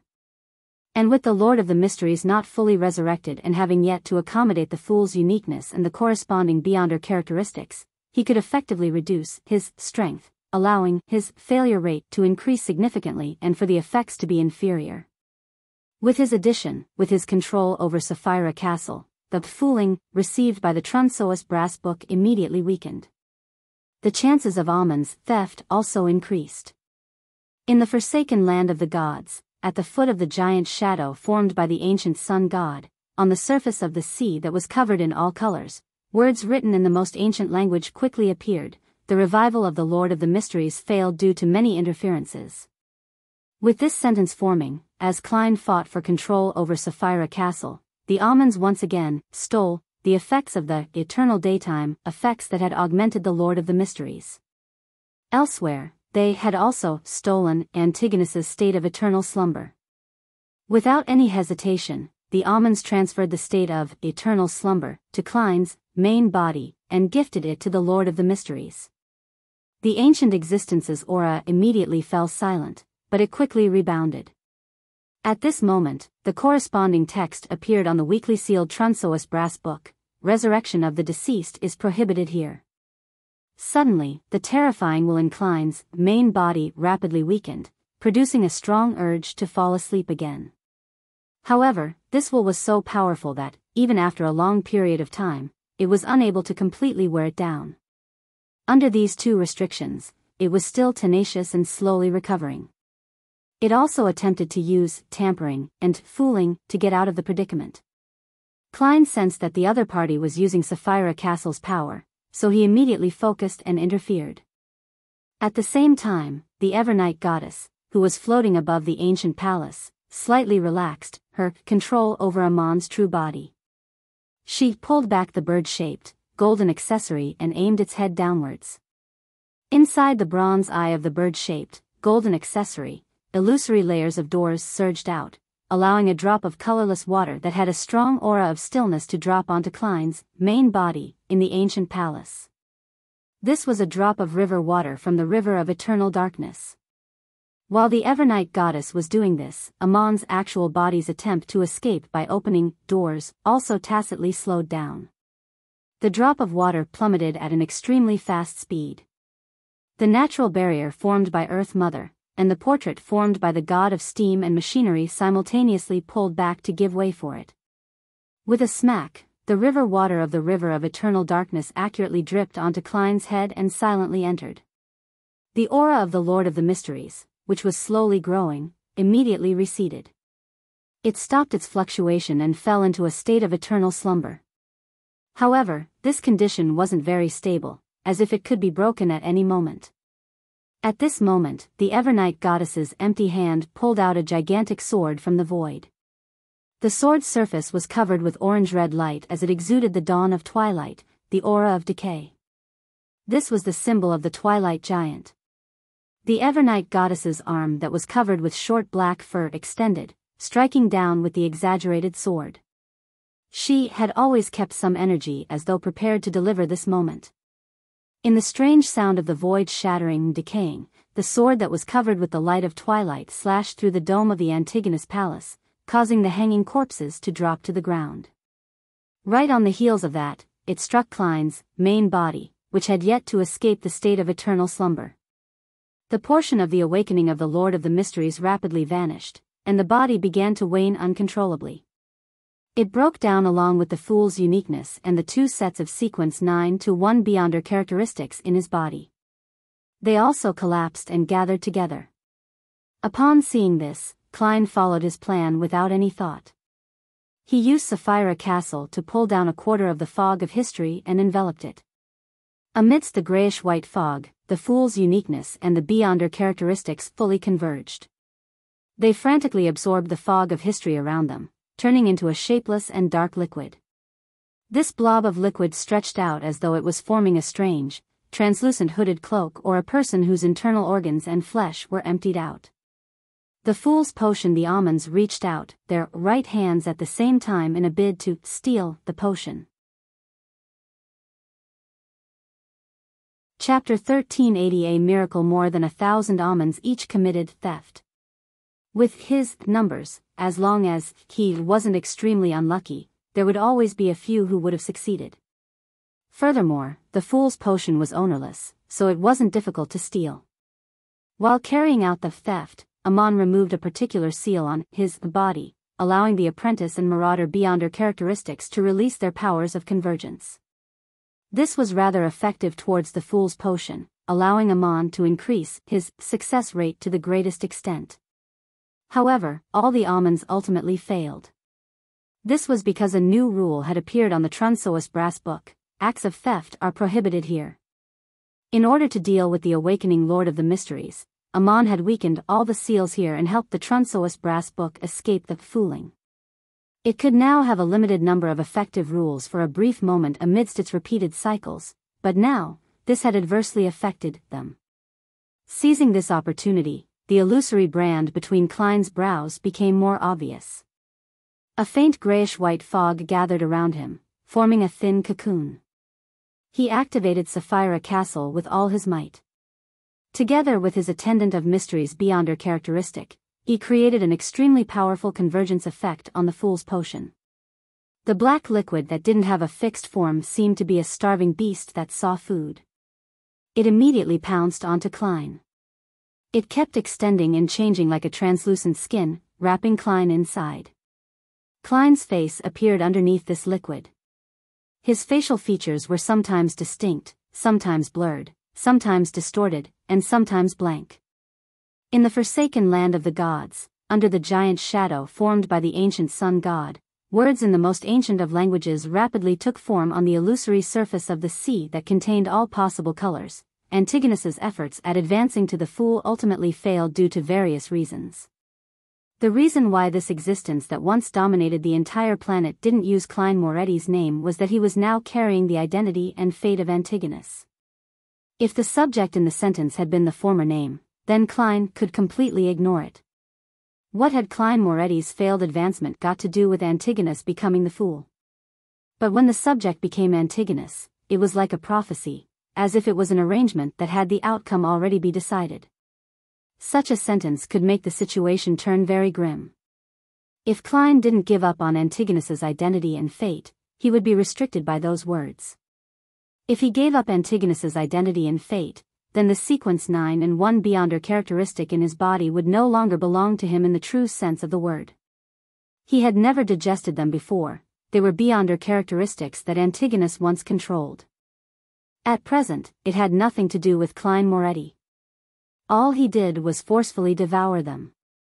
Under such circumstances, even if there were no other factors, just the undigested Beyonder characteristics would likely cause Klein to lose control on the spot. And consuming the Fool's potion in such a state and completing the advancement ritual was without a doubt impossible. As the ancient sun god wrote this sentence, the eternal blazing sun, the Lord of storms, and the god of knowledge and wisdom, who were situated in the astral world, sensed something. Each of them launched the most intense of counterattacks in an attempt to interfere with the other party's actions. However, even though a large portion of his energy was spent restricting the three true deities, making it rather difficult, the ancient sun god quickly completed the sentence. However, his giant shadow embodiment dimmed, as though he was unable to maintain it for too long. In the astral world, within the floating ancient palace, In the battle that pit the Earth Mother and the god of steam and machinery against the primordial demoness and hidden sage, the situation became even more intense. However, the former two were still able to divert a certain amount of strength to affect Amon's avatar, preventing them from destroying Klein's advancement ritual. The almonds were forced to blink everywhere, but some of them still turned into plants, blooming and bearing fruit before returning to the land. Others collapsed into words as they were imprinted into illusory books. Apart from that, a large number of them were strengthening the seal, limiting the Trunsoist brass book, preventing the rules it enacted from being effective, or be effective for only an instant. Under the influence of these three factors, even with Amon's numbers, it appeared to be insufficient. But even so, a small number of them managed to seize the opportunity to make crystal monocles and similar circular symbols reflect Klein's figure. In the next second, the monocles and circular symbols emitted pure light. This wasn't theft, but the act of returning things. At this moment, Amon's decision was to return an item that he had formerly stolen from Klein. It was Klein's thoughts of suicide. Back when Klein was captured by Amon and brought to the forsaken land of the gods, he had tried on many occasions to commit suicide but failed to succeed. He had such thoughts stolen by the other party. At the critical moment of his advancement, once he had the intention to commit suicide, the outcome could be imagined. At that moment, Klein, who was tightly enveloped by the fool's potion, felt his thoughts turn chaotic and wander. His hair spread out as he felt an extremely cold, sticky liquid slowly invade him. Then, he had the thought of committing suicide and giving up. This was a change that Klein had never expected. He had long forgotten how Amon had stolen his thoughts of committing suicide. Furthermore, he didn't expect that not only was the other party unwilling to abandon these thoughts, he had even kept them carefully. If it were any time in the past, this thought might have been strong, but Klein could still use his self-control to resist it forcefully, suppressing it until it dissipated on its own. It would be akin to dealing with nasty thoughts. But now, he was in the midst of an advancement ritual. He was being influenced by the potion, and his mind had lost its stability. He was unable to effectively suppress the thought of committing suicide. The almonds always had various strange but rather effective methods. Fortunately, Klein wasn't only Klein, but also Antigonus. What relation did Klein Moretti's thoughts of committing suicide have to do with Antigonus? With this level of knowledge from this additional identity, Klein didn't immediately give up and end his life. He pulled the Antigonus mental imprint in his body and mixed it with the idea of suicide, barely suppressing it. Under such a balance, Klein's mind and body were further corroded by the fool's potion. His thoughts were the same as when he advanced to Attendant of Mysteries, completely dispersed. But the difference was that he didn't fuse with the spirit world this time. Instead, he continued to extend, enveloping the entire planet, the entire spirit world, and part of the astral world like a gaseous body. At that moment, Klein felt that he was in the bodies of different believers, in every human's body, in every animal's body, in every living thing. Everything had godhood in them. At the same time, he was still scattered within the fog of history, scattered through fleeting time, and scattered inside the silent flow of a river of light with multiple distributaries. One was also infinity. At the level of godhood, an experience like this made Klein's thoughts wear away even further, as though all that was left was a coldness that looked down on everything. Even this coldness was dissipating slowly. It wouldn't be long before Klein completely lost himself and was led by the various mental seals in the fool's potion, becoming a true monster.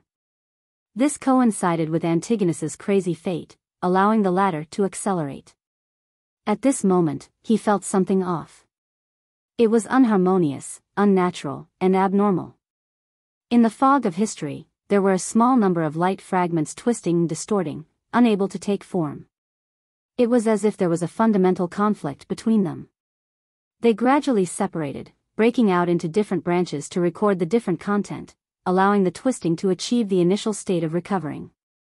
Being imbued into everything, Klein's mind was thrown out, due to this tiny disharmonious abnormality.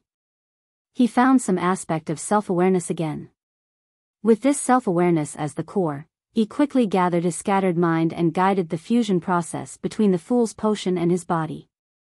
But at this moment, the fate of Antigonus losing control thanks to the ancient sun god's prophecy erupted early. Klein's body collapsed once again, unable to withstand the fool's potion. Without any hesitation or having the luxury of time to hesitate, Klein immediately removed a portion of the theft effects and returned Antigonus his identity, fate, and self-awareness, allowing him, sitting on the huge stone chair, to slowly open his eyes. The dazed Antigonus gradually regained his clarity of mind. He didn't immediately lose control, because the main reason he lost control was that the Lord of the Mysteries had awakened to a large extent. And now, the fool's uniqueness and most of the beyonder characteristics that contained a portion of the will was no longer in his body. Therefore, Antigonus could use his own will to resist the madness and try to stop the fate of losing control. The prophecy of the ancient sun god came true. Antigonus really failed to advance to sequence 0 the fool. And without his identity, the sequence 9 sequence 1 beyonder characteristic of the seer pathway in Klein's body turned into something that he hadn't digested. This threw him to the edge of losing control immediately. The fool's potion that wrapped around his body like a cloak instantly completed the act of seeping through. The will of the celestial worthy of heaven and earth for blessings was awakened once again. Give up. Leave everything to me. This time, I won't accommodate another Sapphira. I won't help you protect the living creatures you wish to protect, but I won't harm them either. It's not that I won't keep my promises, but it's just that they're too weak and not worth my attention. This place is an area that is off limits to outer deities. The unfamiliar yet weirdly familiar ravings reverberated in Klein's heart, giving him the idea of giving up. And the thought of committing suicide that he had been suppressed by Antigonus's mental imprint previously, surfaced again after the balance created by it was lost. The outcome of failing an advancement attempt was about to occur. At this moment, the Evernight goddess, who was originally powerless to slash downwards with the Twilight sword, suddenly gave up on controlling Amon's true body. As Amon's true body leaped out, and just as the avatars waited for Klein to fail the ritual, the goddess once again dragged the exaggerated sword that was covered in orange light.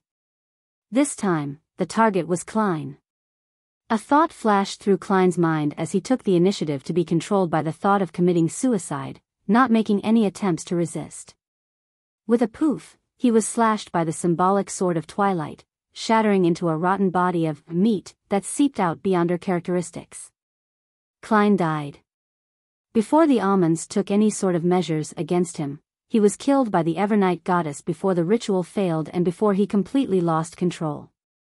In the next second, the Evernight goddess wore the bird-shaped, golden accessory on her head as her body expanded and enveloped the ancient palace. She instantly erased Amon's true body, avatars, Earth Mother, primordial Demoness, god of steam and machinery, hidden sage, and Antigonus, as though they were erased by an eraser. Concealment. The ancient sun god seemed to understand what the Evernight goddess wanted to do, but having already made 2 prophecies, there was no way for him to write a third sentence. As for the 3 true gods, they continued throwing what they had at him, holding him back. In the next second, a miracle happened. Klein returned from the fog of history.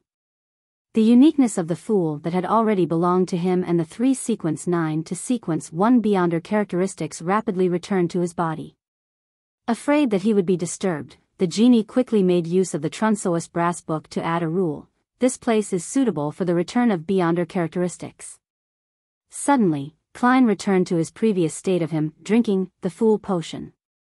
But the thing that was different from before was that, back then, his body's pillar of support belonged to the sequence 9 to sequence 1 beyonder characteristics of Antigonus, ones he hadn't digested yet. And now, the first to return to him was undoubtedly the digested sequence 9 and 1 beyonder characteristic that once belonged to him. This way, he would have a true pillar of support that could accommodate the fool's uniqueness and the remaining characteristics. Klein was in a state that was the same as when he first arrived at the main peak of the Hornacis mountain range, an attendant of mysteries who had finished digesting the potion and was capable of attempting to advance to sequence 0 the fool. By relying on his resurrection, Klein had completely overturned his state. This was the flash of inspiration he had obtained from Roselle's resurrection. Of course, the entire process was different from the resurrection of a Black Emperor. The character that Klein had arranged to kill him was the genie. He never expected that the Evernight goddess, who he hadn't discussed this with, would share such tacit understanding with him. In that instant, his body split apart, turning into a thin gray fog and dark liquid. The gray fog and black liquid blended together, and the countless maggots that resembled meat tendrils sprouted on the surface. Then, they intertwined into a translucent dark-colored cloak. There was no body under the cloak, just darkness. This process was very brief. In less than 2 seconds, the Evernight goddess's concealment of so many deities was clearly unable to last that long. In an instant, a door of light traveled across the surface of the concealed world at an extremely high speed. The door suddenly opened, and Amon, who was wearing a pointed hat and wearing a classic black robe, leaped out.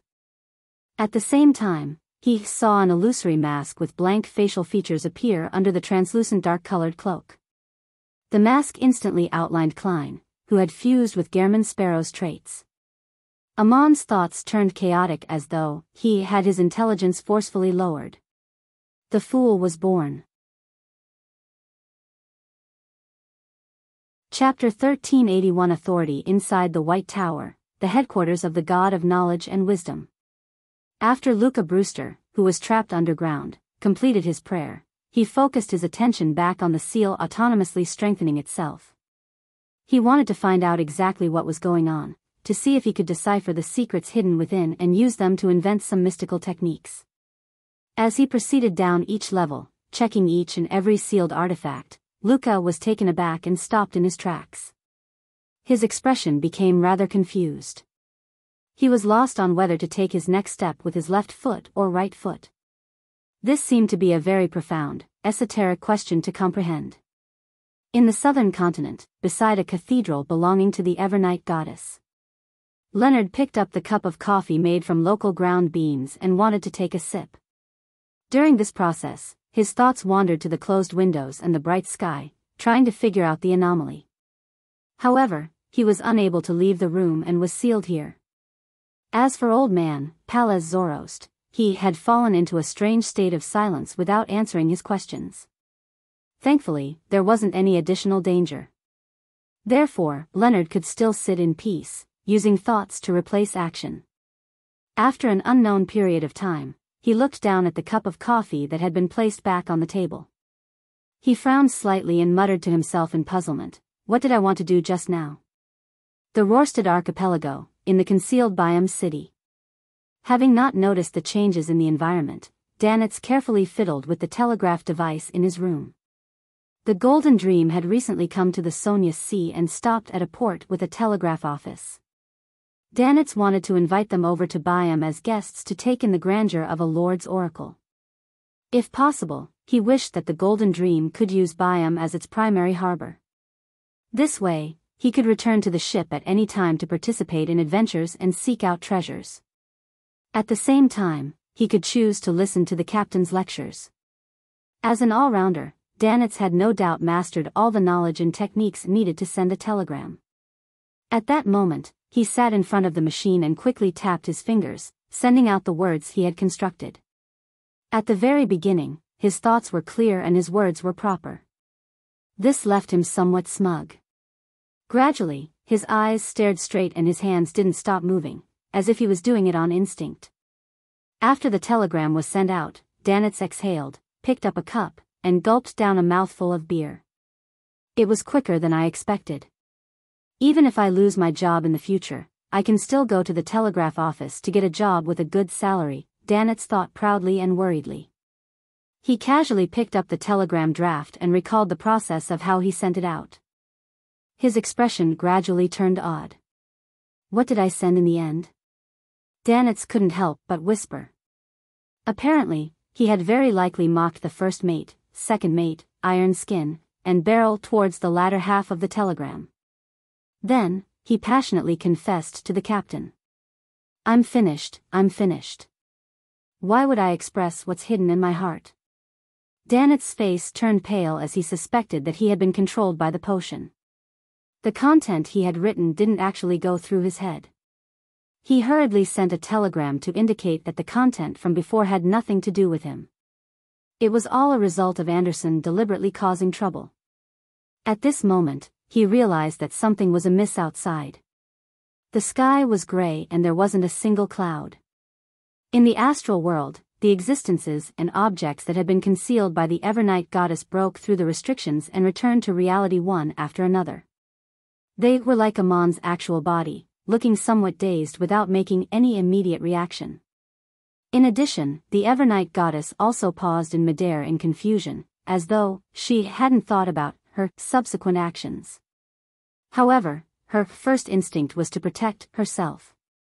The Lord of Storms, the eternal blazing sun, and the God of knowledge and wisdom, who had been restricted by the thick prism-like spots of light in their own kingdoms, also experienced certain changes. The intensity of their counterattacks was clearly lower, giving people a sense of self-doubt, unsure if the entity before them was an enemy. The genie abandoned the Trunsoist brass book and directly returned to the magic wishing lamp. He seemed to have fought to his limits and had no choice but to retreat into the seal. He also seemed to recall something as he subconsciously evaded. Antigonus, who had just regained his self-awareness and lucidity, was once again confused. His face was filled with question marks. Who am I? Where am I? What am I doing? What is happening around me? In the forsaken land of the gods, the ancient sun god's giant shadow sighed and said, "Let there be light." The light in the astral world brightened as it stabbed into the eyes of Amon's true body, avatars, primordial demoness, hidden sage, and other existences. They immediately regained their senses and made use of the time to respond differently.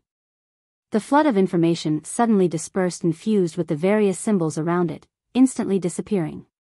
The black, python-like tentacles with an eyeball on their ends retracted rapidly. No one knew where they went.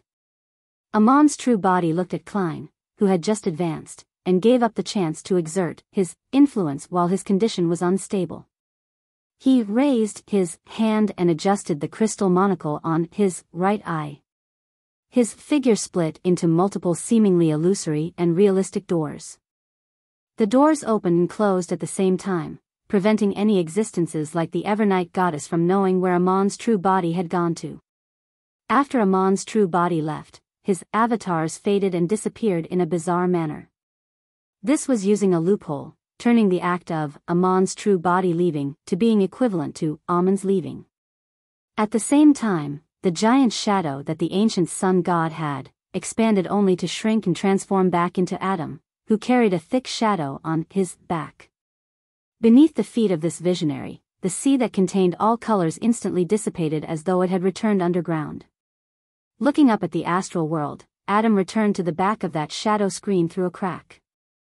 The fusion between him and the true creator had just begun, and it wasn't over yet.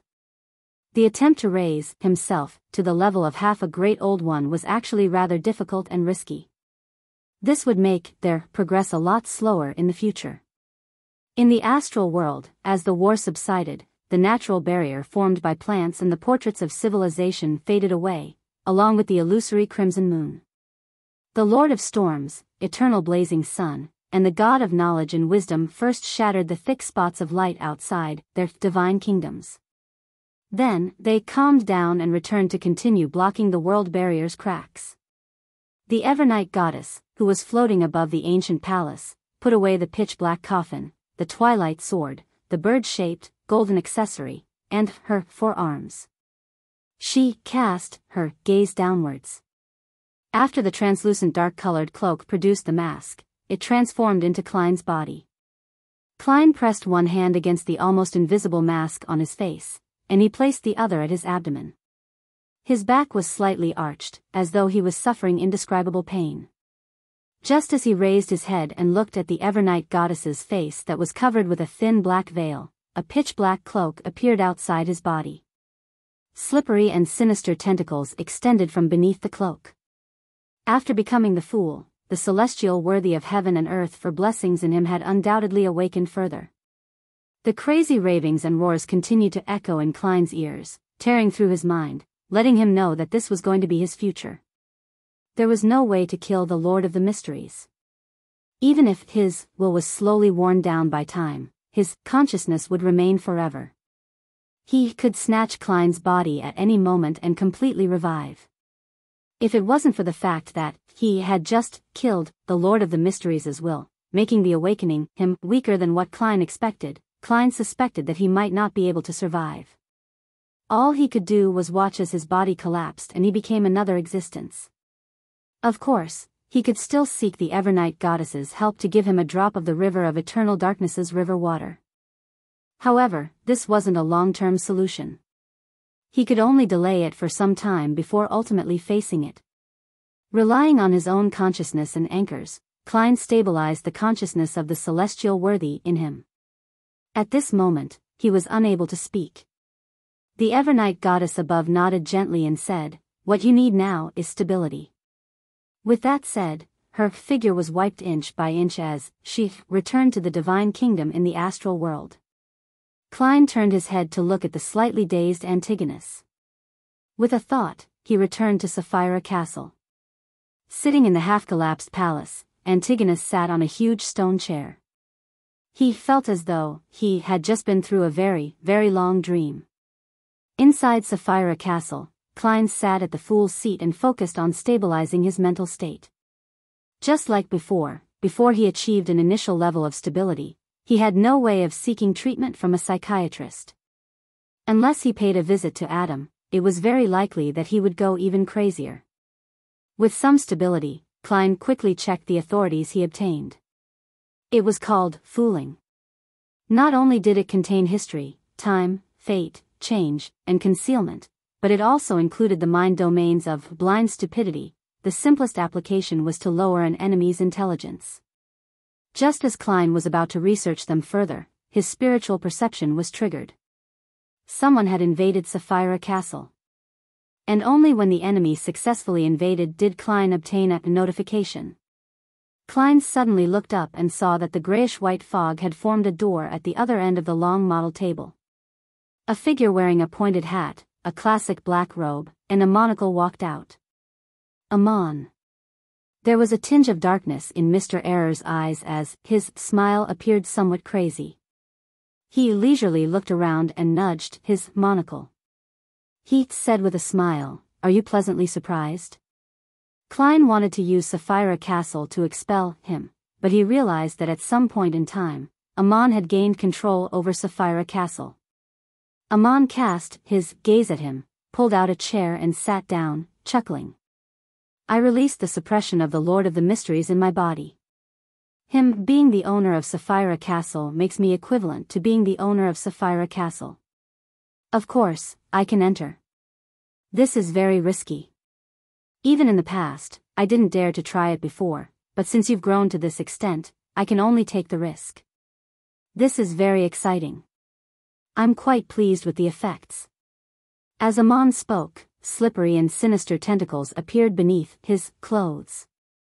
He took the initiative to revive part of the Lord of the Mysteries, allowing himself to enter a half-crazy state.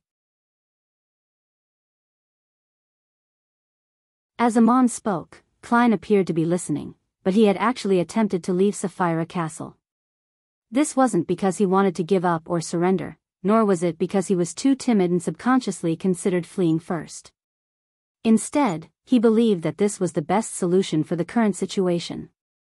If he stayed in Sapphira Castle, Klein would face 3 difficult questions. Firstly, he had just advanced to the Fool and his condition was extremely unstable. He had to divert a large portion of his mental strength to suppress the awakening will of the celestial worthy of heaven and earth for blessings. Secondly, there was no way for him to obtain the help of his allies, he could only fight alone. Thirdly, under the situation that everyone could influence Sapphira Castle, even if Klein had a deeper level of control over Sapphira Castle, he wouldn't be able to express an overwhelming advantage. He might even be disrupted in his use of Sapphira Castle because his opponent was good at making use of loopholes and creating bugs, making it difficult for him to reach the same level as him.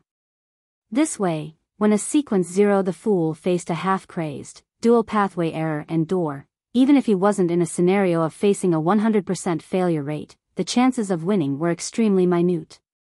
And by taking the opportunity to escape Sapphira Castle, Klein could immediately obtain the help of his allies to reverse the situation between the two. If Amon were to chase after him, Klein would interfere with his return to Sapphira Castle and make him face his allies. At that time, the primordial Demoness would definitely not attack again. The ancient sun god might not be able to reproduce the power of half a great old one anytime soon. With the lead of the Evernight goddess, the 6 orthodox deities were enough to deal with Amon. Even if Amon, who was in control of all the authorities of the Error and Door domains, wasn't easily killed, the orthodox deities would definitely be able to weaken him and seal him. After Klein stabilized his mental state and deepened his control over Sapphira Castle, he could then kill him in a targeted manner. This process was almost irreversible, even if the ancient sun god could still produce the level, status, and strength from before. His limit appeared to be suppressing 3 orthodox deities at the same time, and this didn't include the Evernight goddess. Of course, the outer deities were undoubtedly unwilling to see the birth of a new Lord of the Mysteries. Once such a situation happened, they would definitely try their best to interfere, preventing Amon from dying. However, before the world barrier collapsed, the influence they could exert would be rather limited, and it might not be of much use. Just like before, Klein believed that the combined powers of the dark side of the universe and the chained god were inferior to the hidden sage. Even if the outer deities managed to affect the situation, Klein wouldn't suffer any losses. After all, those existences wouldn't allow Amon to kill him either. He could find a place to hide and stabilize his mental state. Once he was prepared, he could make new plans again. The foggy town of the Evernight goddess was a very good choice. If Amon didn't chase after him and remained inside Sapphira Castle, Klein could use his identity as the owner of Sapphira Castle to influence the control of all kinds of matters within at any moment, preventing Amon from doing anything in Sapphira Castle. Even if he wanted to use the Crimson Star to deal with the Tarot Club members, it would be impossible. In short, it would be extremely difficult for either of them to use Sapphira Castle well, but destroying the other party's attempts was definitely simple. Under such a stalemate, Klein had time to stabilize his mental state, deepening his control over Sapphira Castle, slowly turning the situation around. Towards the end, Amon would either flee and hide, or he would let the celestial worthy of heaven and earth for blessings completely revive, choosing to have an internecine outcome with Klein. Therefore, although he didn't have the time to analyze the pros and cons, Klein quickly came to a conclusion. Leaving Sapphira Castle now was the best choice. However, just as his consciousness sank to the edge of Sapphira Castle, he saw a crystal monocle. This item appeared in time, crushing Klein's hopes of escaping. Did you think I'd leave such an obvious loophole? Of course, you can stop me from leaving Sapphira Castle at any time. Amon curled his index finger and pressed it against the monocle as he smiled. Behind the chair that he was sitting on, the resplendent symbol rapidly changed. At times, it was formed from symbols corresponding to parasitizing, time, and fate. At times, it was a series of doors. These 2 different symbols appeared one after another, making it impossible to truly be fixed. Klein didn't hear what Amon said. The moment he failed, he created a real realm of mysteries, a complete divine kingdom of the fool. Light and shadows instantly changed in front of Amon's eyes. It brought with it the disappearance of the grand palace, model table, and luxurious high-back chair, bringing with it an ancient castle. Amon wasn't sure what the ancient castle looked like. This was because he was standing in a corridor inside the castle. He could only sense the various changes in Sapphira Castle and see with the limited vision he had. The corridor was unusually dark and gloomy. The corridor stretched endlessly. There were silver-colored elegant candle stands spaced widely apart, each producing a dim and yellow glow. There were dark red wooden doors on both sides of the corridor that seemed to connect to different rooms. There was no sound from the rooms, making it virtually impossible to know what was hidden inside. Amon casually glanced at it and smiled with interest. Interesting. As the most powerful cryptologist, he naturally knew that this was a divine kingdom, one that couldn't be broken through with brute force. This was because every door was reassembled with different items. If he forcefully broke through them, he would trigger unknown effects. Amon didn't underestimate the abilities and intelligence of a Sequence Zero the Fool. He didn't plan on experiencing any more surprises or accidents. However, once the Divine Kingdom's rules were fixed, its owner would similarly be restricted to a certain extent. To put it simply, Klein was definitely in one of the rooms, not somewhere else. One had to bear the corresponding responsibility for the benefits obtained. You want to use this method to stall for time and stabilize your mental state? Amon whispered as though he was talking to an invisible person. Then, wearing a pointed hat and a classic black robe, he walked to the nearest dark red wooden door. There were no holes on the wooden door, so he couldn't see the exact situation inside. In other words, it was very difficult for Amon to know if Klein was here without opening the door. The corners of Amon's mouth curled up slightly. Amon extended his right hand and drew a long rectangular shape on the dark red wooden door. Inside the rectangle, bits of starlight emerged and turned transparent, revealing the scene in the room. With the authority of door and the ability of bug, Amon forcibly opened a window without triggering the effects. Following that, he cast his gaze into the room. There were no tables, chairs, carpets, and other furniture, but a blue sea. Indeed, this door has been connected with the sea outside, Amon said without any surprise. Once he twisted the door, he would leave Sapphira Castle and appear in the sea outside. And at that time, with Klein being wary, it was almost impossible for him to enter Sapphira Castle again, just like how Klein was unable to leave Sapphira Castle. This was the reason why Amon didn't forcibly destroy the Fool's divine kingdom but opened one door at a time. Destruction led to similar effects. The repeated effects would affect Amon again and again. Even if there were many loopholes that he could use, he wouldn't be completely immune to them. Retracting his gaze, Amon walked to the opposite room and opened a window according to the method from before. However, this time, it was pitch black inside, and he couldn't see anything. Amon raised his hand and pinched the edge of his monocle and coughed lightly. His figure instantly split into two. The number of almonds increased. The split Amon glanced at Amon, who stood in the same spot and sked. Why aren't you seeking the thrill yourself? As he spoke, this Amon extended his right palm and grabbed the handle of the dark red wooden door. Just as he began twisting, his expression suddenly turned blank as he sat down, as though he had lost the ability to think. Fooling effect. The original Amon nodded slightly. The retarded Amon immediately collapsed and turned into a transparent worm with 12 segments. Tiny bits of Beyonder characteristic seeped out and returned to Amon's body. He relied on using the loophole to avoid the negative effects of his avatars from acting on his actual body. After all the Beyonder characteristics returned, Amon released a flame that had been stolen and burned the corpse of the Worm of Time. After doing this leisurely, he looked up and adjusted the monocle on his right eye. On the crystal monocle, countless symbols, patterns, and labels appeared. They moved quickly, interweaving, reforming, or changing, as though they were making calculations. This was a combination of a cryptologist's power of decryption and the key of Star's authority on position. The two attempts Amon made were mainly to gather intelligence, grasp the rules, and prepare for cracking the secrets of the Fool's divine kingdom. Soon, the symbols, patterns, and labels formed a scene on the monocle. Behind a dark red wooden door, a few slippery tentacles extended out from Klein's body. He sat on a high-back chair and calmly watched the entrance. The corners of Amon's mouth curled up.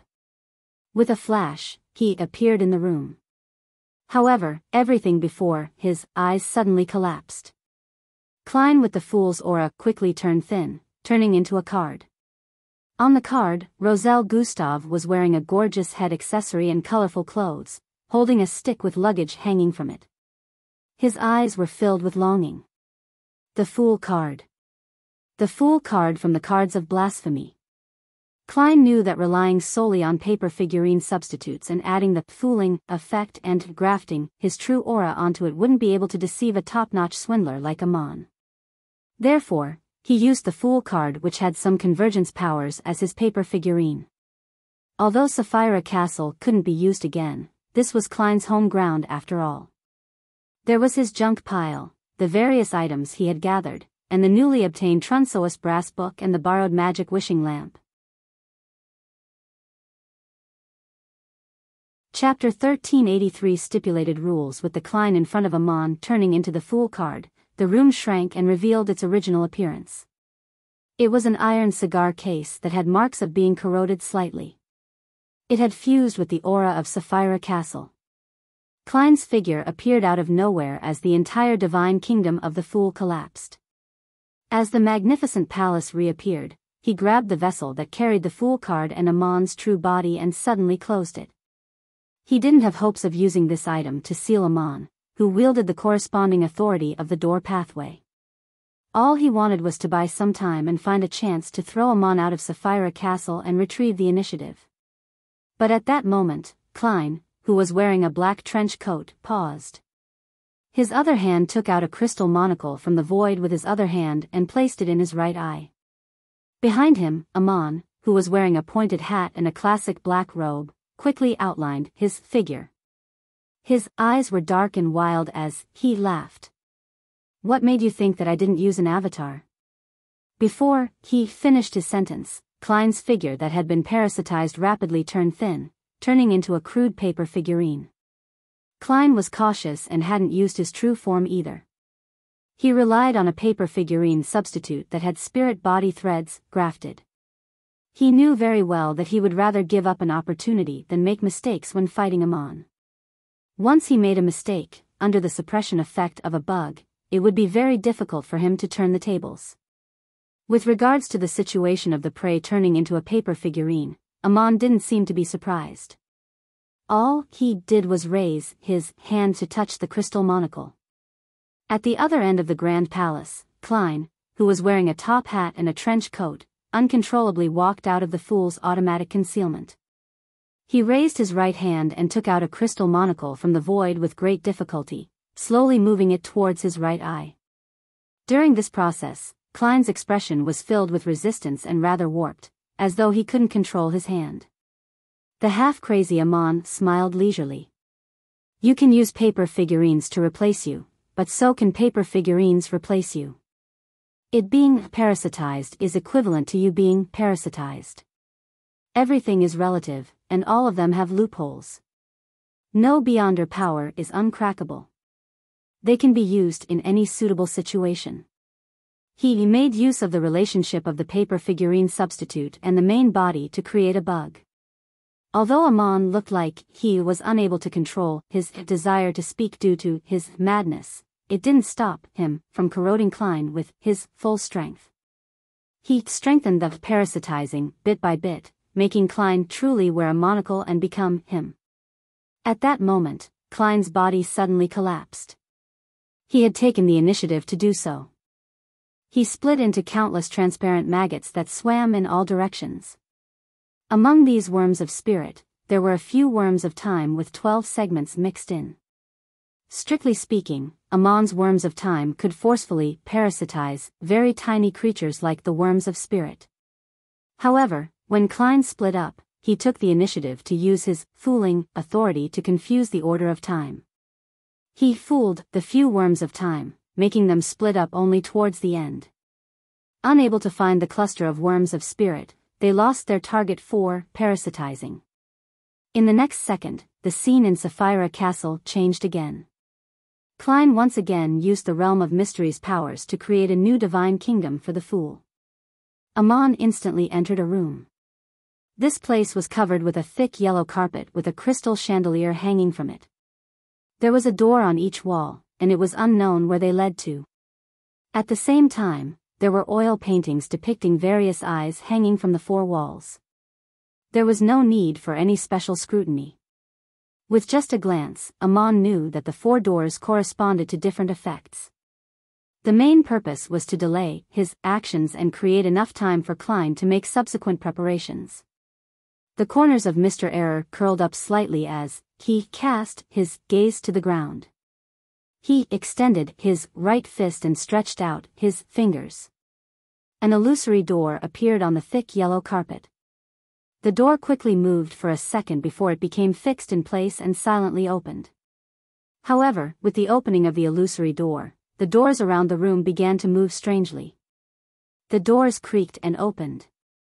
Almost at the same time, in the pitch-black wilderness, in a dark tower that led to the sky, Klein was holding the magic wishing lamp and removing the effects of fooling on the Trunsois brass book. The candlewick of the magic wishing lamp lit up as it spewed out a sticky, pale gold glow. These rays of light transformed into a distorted, blurry figure. Klein didn't consider making a wish with the genie to transfer Bernadette's wishes onto him and change the ownership of the magic wishing lamp. This was because there would only be one outcome. He would die on the spot and return from the fog of history with the miracle invoker's powers. Normally, this was a good way to escape, especially since Klein could revive several times. However, the situation this time was completely different from before. Once Klein died, it would mean that he had temporarily given up on his identity as the owner of Sapphira Castle, making this place a paradise for Amon. He could use this Sapphira without any obstruction.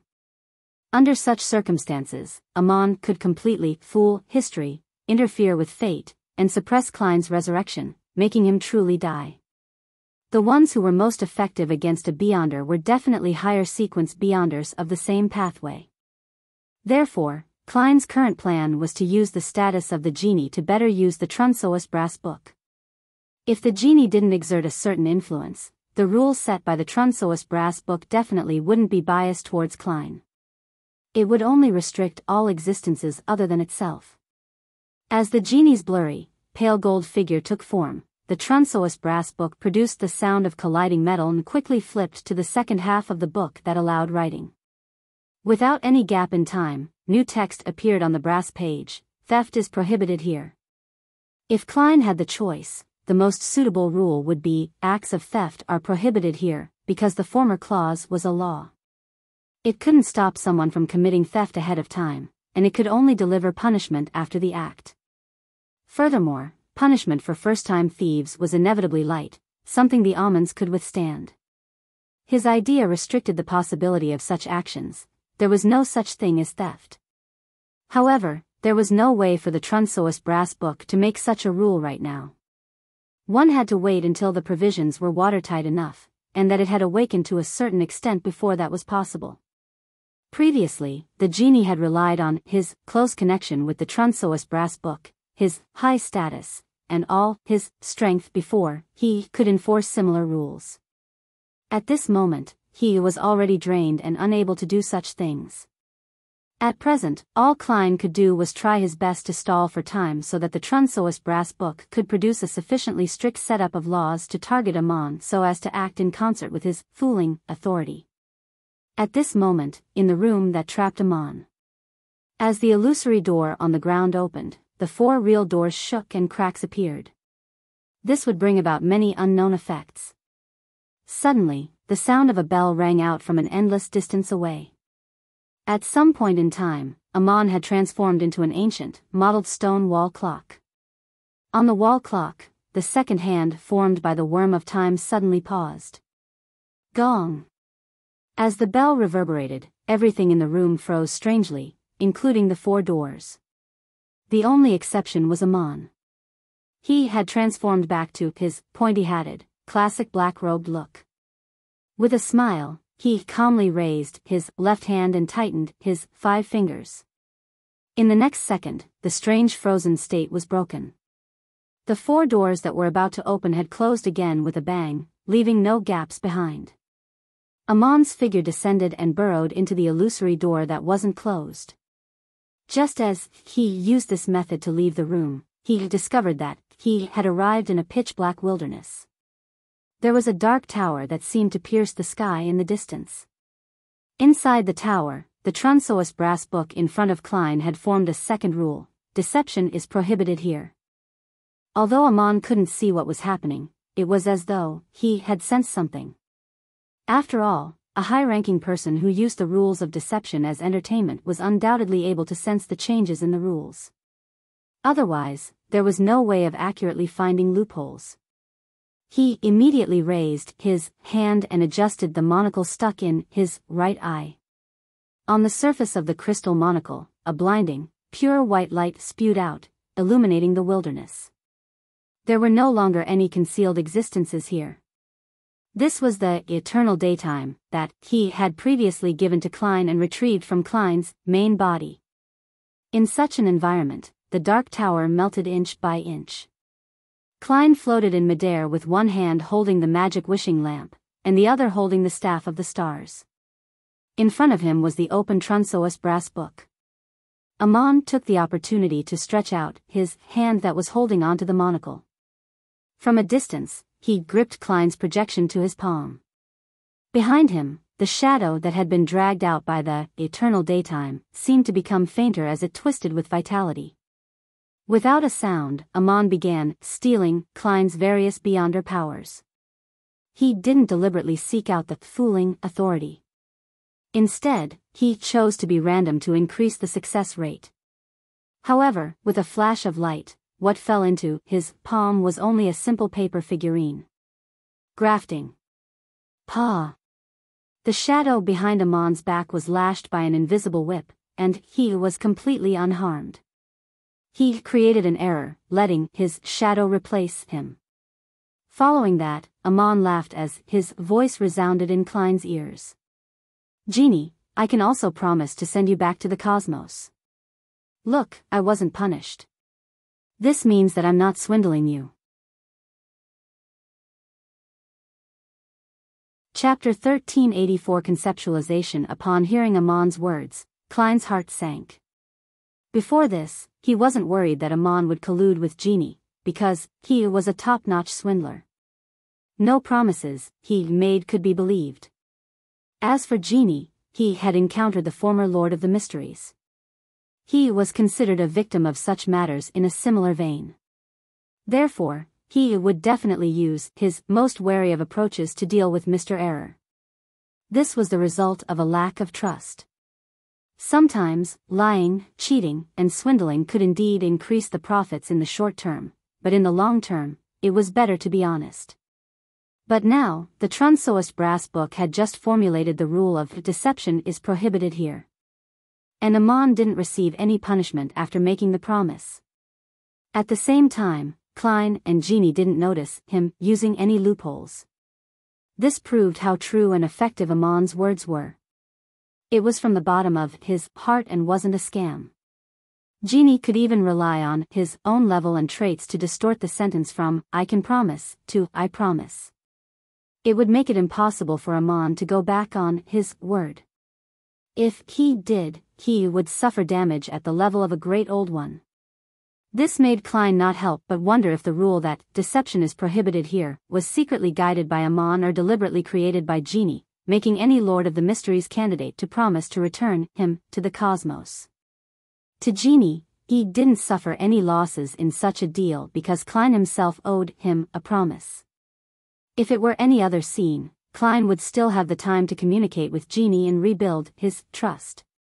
However, at this moment, Amon's threat was right before his eyes. He wouldn't give him the chance to resolve this problem. If he chose to continue to believe in Genie, Klein would be putting his life in the hands of this outer deity and be under his control. In the subsequent battle, as long as Genie was able to formulate a few rules that appeared to be fine but were biased towards Amon through the Trunsoist brass book, Klein, who was already at a great disadvantage, would rapidly lose with no way to reverse the situation. As his thoughts raced, Klein made the choice of this gamble. A translucent dark-colored cloak instantly appeared around him. His face was covered with a strange and distorted mask. The fool. Invisible rings rippled from his body and instantly enveloped Genie, the Trunsoist brass book, and the entire wilderness, as well as Amon. Blind stupidity, authority. Amon's monocle temporarily lost its luster, as though he had lost his vision. His gaze also turned dull.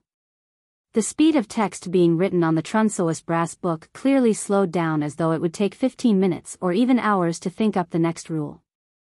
Jeannie's blurry and distorted golden figure shook as it suddenly shrank back into the golden magic lamp that looked like a water flask.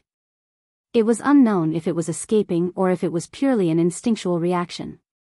Seizing this opportunity, Klein attempted to escape Sapphira Castle as he prepared to graft something to himself. Just as his consciousness sank, the crystal monocle appeared at the edge of Sapphira Castle, blocking his path. Even though his intelligence had been reduced briefly, Amon still seemed to remember to stop Klein from leaving Sapphira Castle. His eyes quickly regained clarity as they were still dyed black.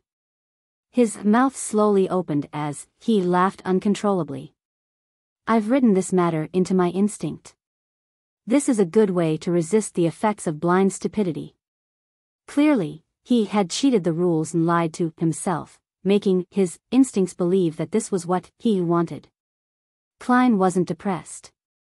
He immediately completed the grafting he had prepared long ago.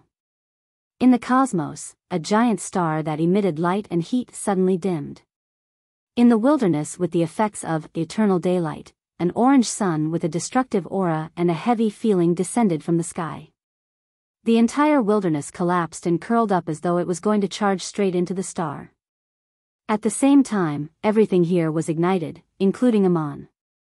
In the next second, the surrounding void began to shrink as they revolved around the real sun. Everything in the world either disintegrated or vaporized. All that was left was the magic wishing lamp and the Trunsoist brass book, which were still struggling to withstand the flames, barely suffering any damage. Klein, who was floating in midair, had long disappeared. He had grafted himself to that star. Of course, his grafting was only with the concept of a star, not a physical entity. Otherwise, with the Fool's obviously lower defense than most sequence OS, he would be directly swallowed by a real star and die on the spot thanks to his relatively weak body. The Fool was a very extreme deity. He had the ability to destroy a star, but he was unable to face it directly. His strengths and weaknesses were equally obvious. In addition, conceptualized objects couldn't directly affect the surrounding environment and harm the enemy. It wasn't enough to write the words, immense mass, gravity, high temperatures, high heat, and fusion, to create similar effects, but as Mr. Fool, Klein held the authority of fooling. He made his surroundings change according to the concept of a star. This was an intense change and also a type of fooling. Amon, who was wearing a pointed hat and a classic black robe, was completely ignited under the illumination of the star. He began to vaporize. At this moment, his figure distorted as he was instantly dyed with resplendent starlight. He turned extremely illusory, as though he had transformed into an astral door. At that moment, Amon no longer resembled a physical creature. He was closer to a collective body of the symbols like wandering, astral world tunnel, key, and door. This was the ability of a planeswalker to use the astral world to head to different planets and worlds. They were able to transform themselves into symbols, allowing them to effectively use the astral world. At Sequence O Door's stage, the qualitative change in such powers became conceptualized. Amon transformed himself into a concept creature and avoided the damage brought by the star. A figure suddenly appeared behind him. It was Klein, who was wearing a trench coat and a top hat. Almost at the same time, Amon's thoughts slowed down a little. His spirit body threads were grabbed by Klein. Using the chaos brought by the star, Klein dispelled the combination he had with the corresponding concepts, and he secretly grafted the location of both parties and arrived behind Amon.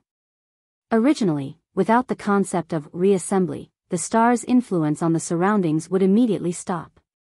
However, Klein had fooled time, allowing the effects of the first 2 seconds to linger until now, allowing him to fool Amon. If possible, what Klein wished to do now was to deepen the control of Amon's spirit body threads and turn him into his marionette. However, he knew very well that in the present situation, the probability of success was very low. On the one hand, Amon could withstand damage and steal the spirit body threads back. On the other hand, he might be able to use the connection established between the two of them via the spirit body threads to use a bug and influence Klein and parasitize him. Before he had absolute confidence, Klein didn't want his actions to appear rash. The main goal of capturing Amon's spirit body threads was to give the other party a certain sense of sluggishness.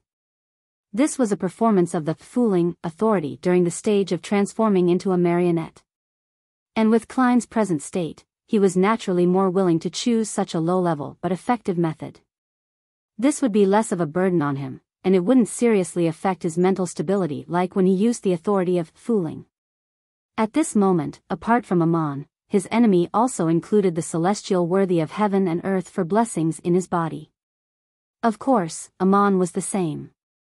If he didn't suppress the celestial worthy's madness, the latter would have already revived in his body. After creating a brief pause in Amon's thoughts, Klein had three choices. The first was to take this opportunity to escape Sapphira Castle, but he wasn't sure if Amon's instincts were still working and would still attempt to stop him from escaping. Second, it was to summon the projections of the historical void, but it wasn't of much use. The effects of an angel-level existence could do little in this battle of gods. It was possible that they couldn't withstand Amon's gaze, much less their historical projections. Even if Klein wanted to use it to transmit information, it lacked sufficient value. The other deities couldn't enter Sapphira Castle and provide help. Third, he could use this opportunity to exert a certain amount of influence on Amon's true body. Without any hesitation, Klein chose the third plan. He wanted to take the opportunity to graft Amon, Sapphira Castle, and the Door of Light that was stained with bluish-black together. Klein felt that Amon's half-crazy state wasn't bad enough. He just appeared rather talkative, with him occasionally not grasping an opportunity. He wanted to make him go crazier. When Amon and Sapphira Castle completed the reassembly, the celestial worthies will in his body would clearly strengthen, and the chaos in his mind would intensify. That way, Amon would lack the rationality to restrain himself, making his actions more instinctive than being the result of a contemplative thinking process. To Mr. Error, who was an expert at deceit, this would be fatal. Of course, Klein could only maintain this kind of grafting for a second. Exceeding this limit might mean that he would no longer be facing Amon, but the celestial worthy of heaven and earth for blessings. When the time came, the other party would definitely gladly accept the gift of Sapphira Castle. He could then fight Sequence O the Fool with a Sapphira, 2 uniquenesses, and the corresponding Sequence 1 beyonder characteristics. Originally, Klein could have relied on his fooling authority to reduce Amon's intelligence, but firstly, he wasn't able to use power at this level for a long time in his current state. Secondly, as a dual pathway true god, and a wielder of many authorities, the duration of the blind stupidity effect on him was rather limited. Therefore, Klein had no choice but to take the risk of grafting things in such a way. And madness would accompany Amon, doing so until he found a new balance or met the best psychiatrist. In the blink of an eye, the translucent, cold mask appeared on Klein's face once again. A strange door of light that was stained with a hint of bluish-black suffused from Amon's body. Sapphira Castle. Chapter 1385 Madness. Amon and the strange door of light were grafted together. His face grimaced as the darkness in his eyes intensified. At the same time, more slippery tentacles appeared under his classic black robe, fully showcasing the crazy feeling was completely displayed.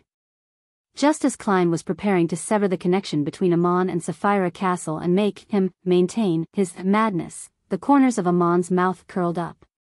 It was as if he was saying, "Congratulations, you have fallen into a trap."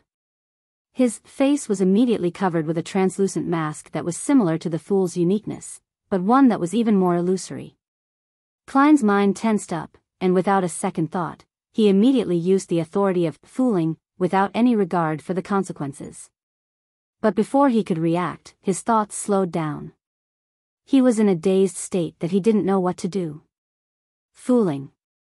Amon actually used the temporary reassembly between him and Sapphira Castle to escape Klein's interference and activate the power of the Fool's domain.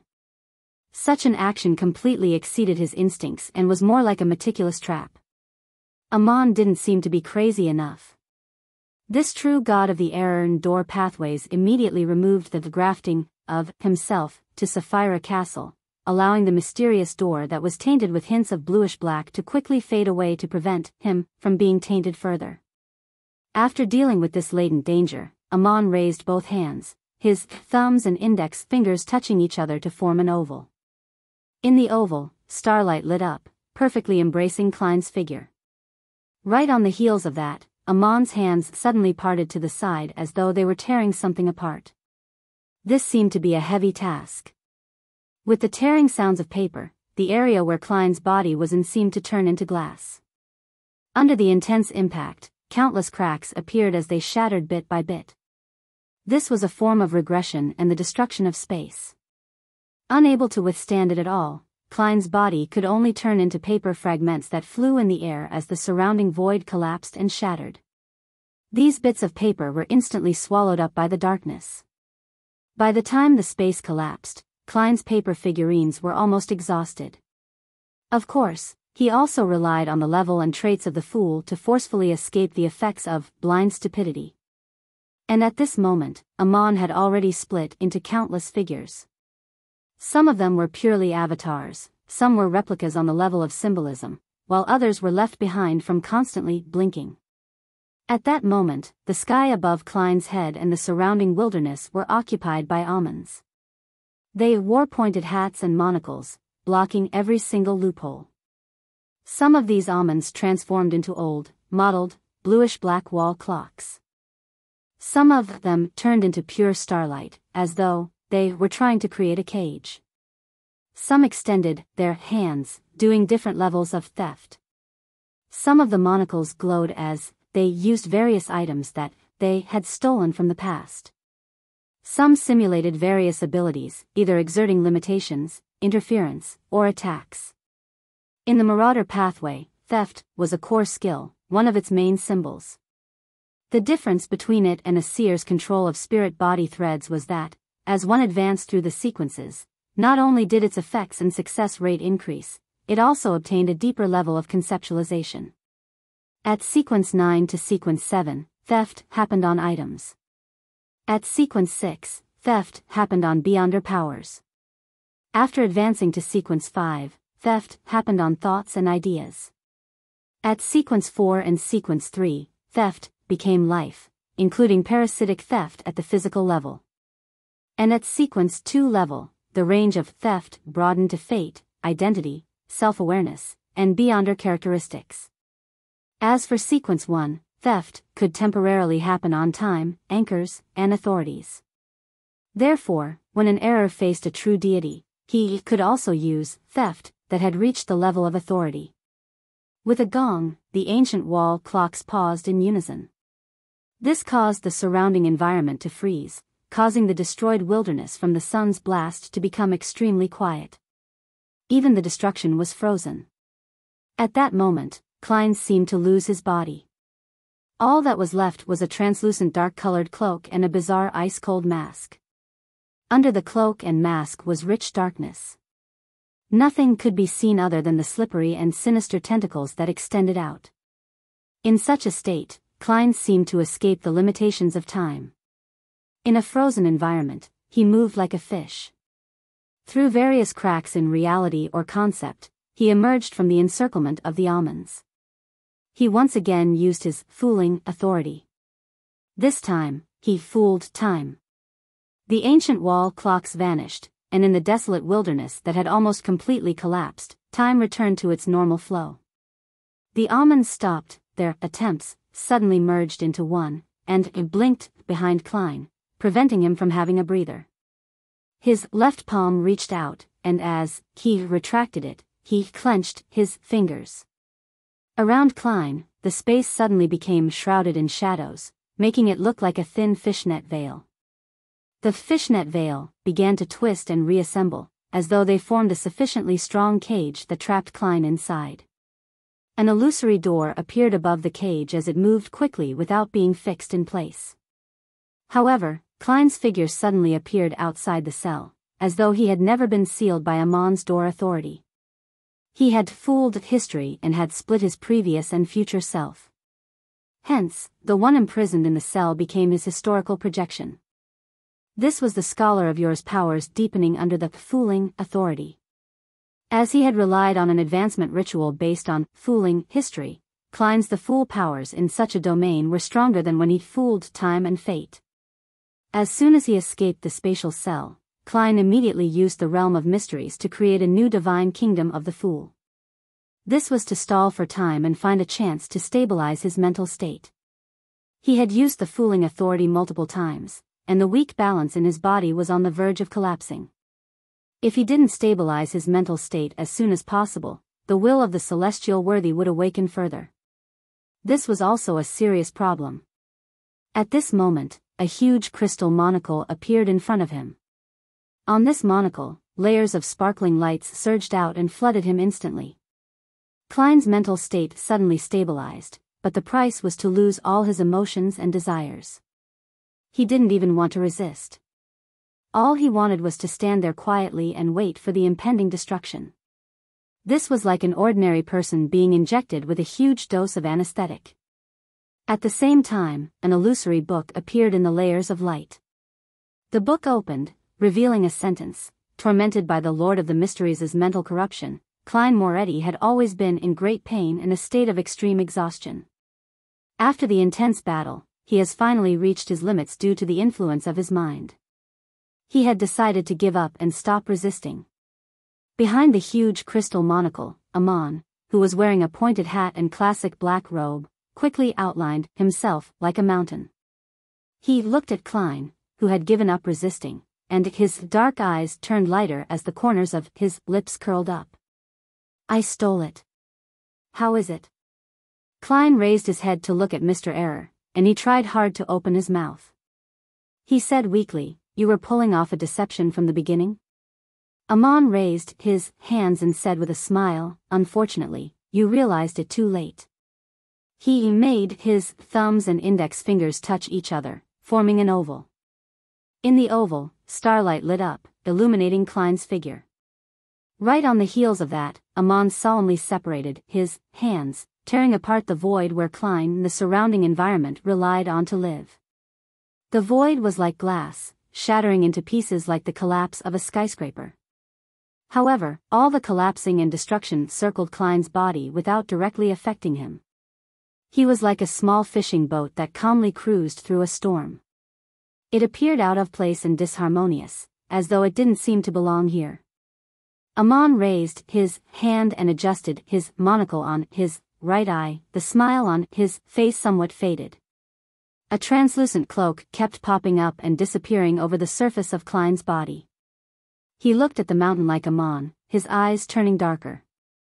"From the moment you entered Sapphira Castle and said the first word, you began your deceit." At that time, Amon said that he had taken the risk to release the suppression of the Lord of the Mysteries in his body, in exchange for the identity of Sapphira Castle's owner. At that moment, Amon didn't take the opportunity to continue attacking Klein. He floated in midair and looked down at Mr. Fool. Klein didn't make any attempts either. His tone was strangely calm, as though he was preparing something. "If simply releasing the suppression of the Lord of the Mysteries will allows you to enter Sapphira Castle at the cost of being half crazy, Antigonus could have done so back then. The annihilation demonic wolf, Phlegria, from even earlier could have done it as well. You and Mr. Dorr previously had countless opportunities. Clearly, it's impossible to invade Sapphira Castle by just making the Lord of the Mysteries awaken to a certain extent, and using half-craziness in concert with error. There's no way you can find a usable bug in this matter unless you directly get him to replace you. Only when you possessed the door authority to go anywhere did you see hope. By creating a back door and using bugs, you could make Sapphira Castle treat you as the Lord of the Mysteries and give you the corresponding authority. Of course, this will definitely require the awakening of the Lord of the Mysteries to a rather dangerous state. Without this hidden identity, you won't be able to deceive Sapphira Castle without any reason. After absorbing Door's uniqueness, you didn't immediately infiltrate Sapphira Castle to deal with me who was even weaker back then. It was because at that time, you were unable to completely withstand the awakening of the Lord of the Mysteries' will, with you having just advanced. I believe you've already found a relatively safer solution. If I hadn't advanced to the Fool so quickly, you would have been able to enter Sapphira Castle in the best state to resolve everything sometime later. And now, you have no choice but to bring this plan forward. There's definitely a very serious problem with you. You took the initiative to throw out the price of becoming half crazy to, on the one hand, make me think of countermeasures in this direction so as to lay a deadly trap in key areas, and on the other hand, you also wanted to divert attention and use this opportunity to conceal other problems. You're not half mad at all. Amon quietly listened to Klein's words. Rather abnormally, he didn't interrupt him, nor did he attempt to attack. Only when Klein was done did he say with an odd expression, "You're crazy." Chapter 1386 Narrow Path. Upon hearing Amon's, "You're crazy," Klein raised his head and laughed out loud. "I just gave up according to your arrangements. It's just that it's more complete than you think." As he spoke, an illusory brand appeared on the forehead of the ice-cold and bizarre mask he was wearing. It was a strange door of light that was tainted with bluish blackness. As for Klein, he was also enveloped in something similar. Under the translucent dark-colored cloak, more and more slippery and sinister tentacles appeared. They were densely packed and extended until they occupied the nearby sky. As his dark eyes flashed, Klein looked at Amon and said with a smile, "For me, instead of you becoming the Lord of the Mysteries, wouldn't it be better if we let the past, him, revive?"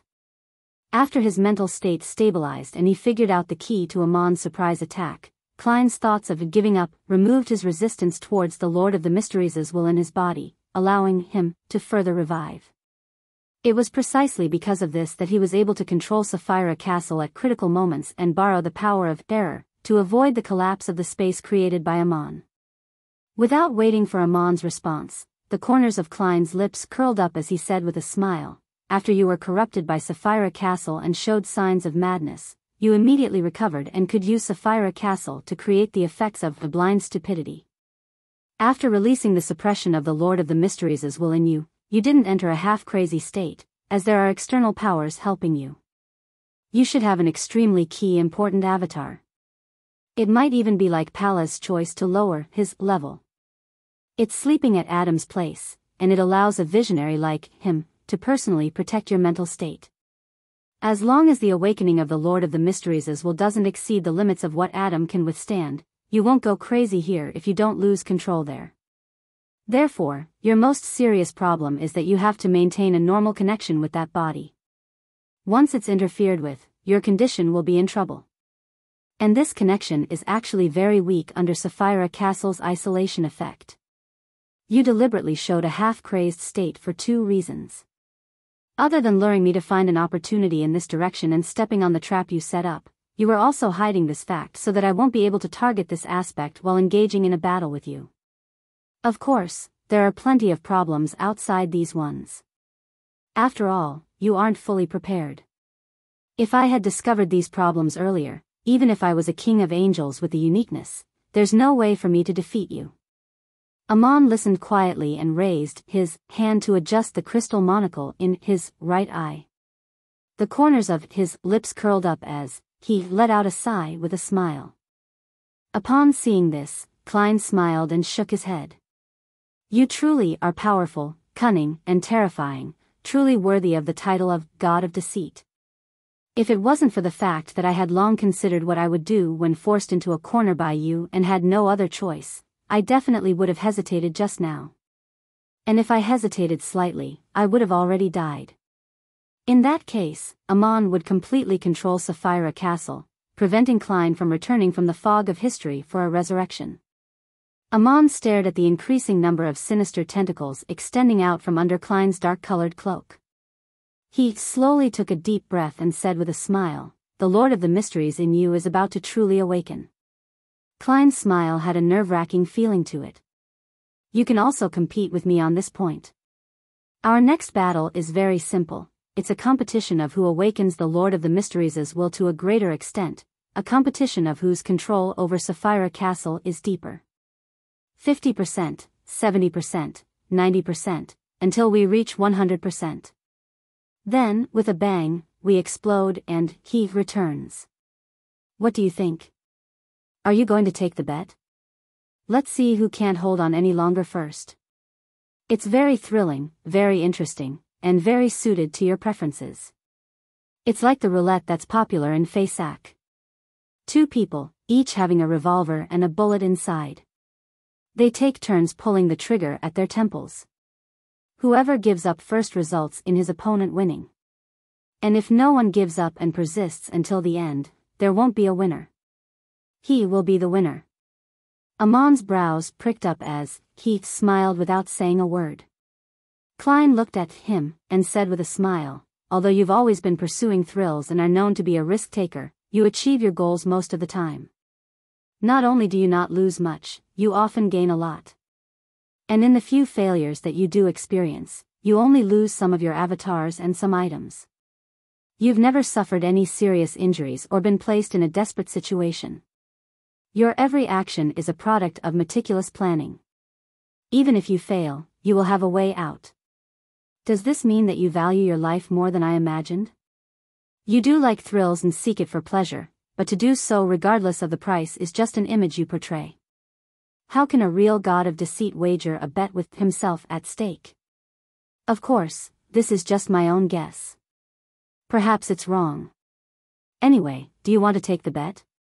Amon stroked the crystal monocle and made a TSK like Medici. You're really crazy. Klein replied with a smile, in the eyes of others, this is indeed insane. But to me, it's just a choice. Compared to you, I'm more willing to believe in the former Lord of the Mysteries.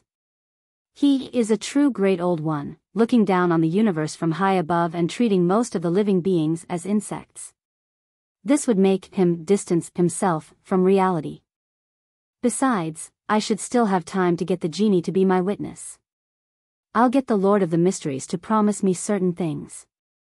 To him, it's very simple and worthless. Having said that, the corners of Klein's mouth curled up as he said, I won't lose too much, just myself. There are always some things that are more important than others. Amon maintained his smile but didn't say a word. Klein then surveyed the area and found the magic wishing lamp and Trunso's brass book among the floating fragments of the wilderness. He immediately laughed out loud. Look, I didn't get punished. This means that I'm not lying. I'm telling the truth. In fact, the laws set up by the Trunso's brass book had long been abolished since the Divine Kingdom was destroyed during the star's descent. Later on, the Amons dared to attempt to use steel, but Klein's main goal wasn't to prove anything, but to show his determination, firmness, or perhaps madness. Of course, what he said was the truth. He was indeed willing to put them into practice. Otherwise, there was no way he could hide it from Amon or exert enough pressure on him. Amon smiled and said without a hint of panic, sounds interesting. Isn't it? Let's begin, Klein replied without hesitation as his eyes turned darker. Amon's smile froze as his palms suddenly gathered together. Beneath his classical black robe, there were also slippery and sinister tentacles. His aura changed a little as his body seemed to have a dark cloak on it. At that moment, Amon became more like the Lord of the Mysteries.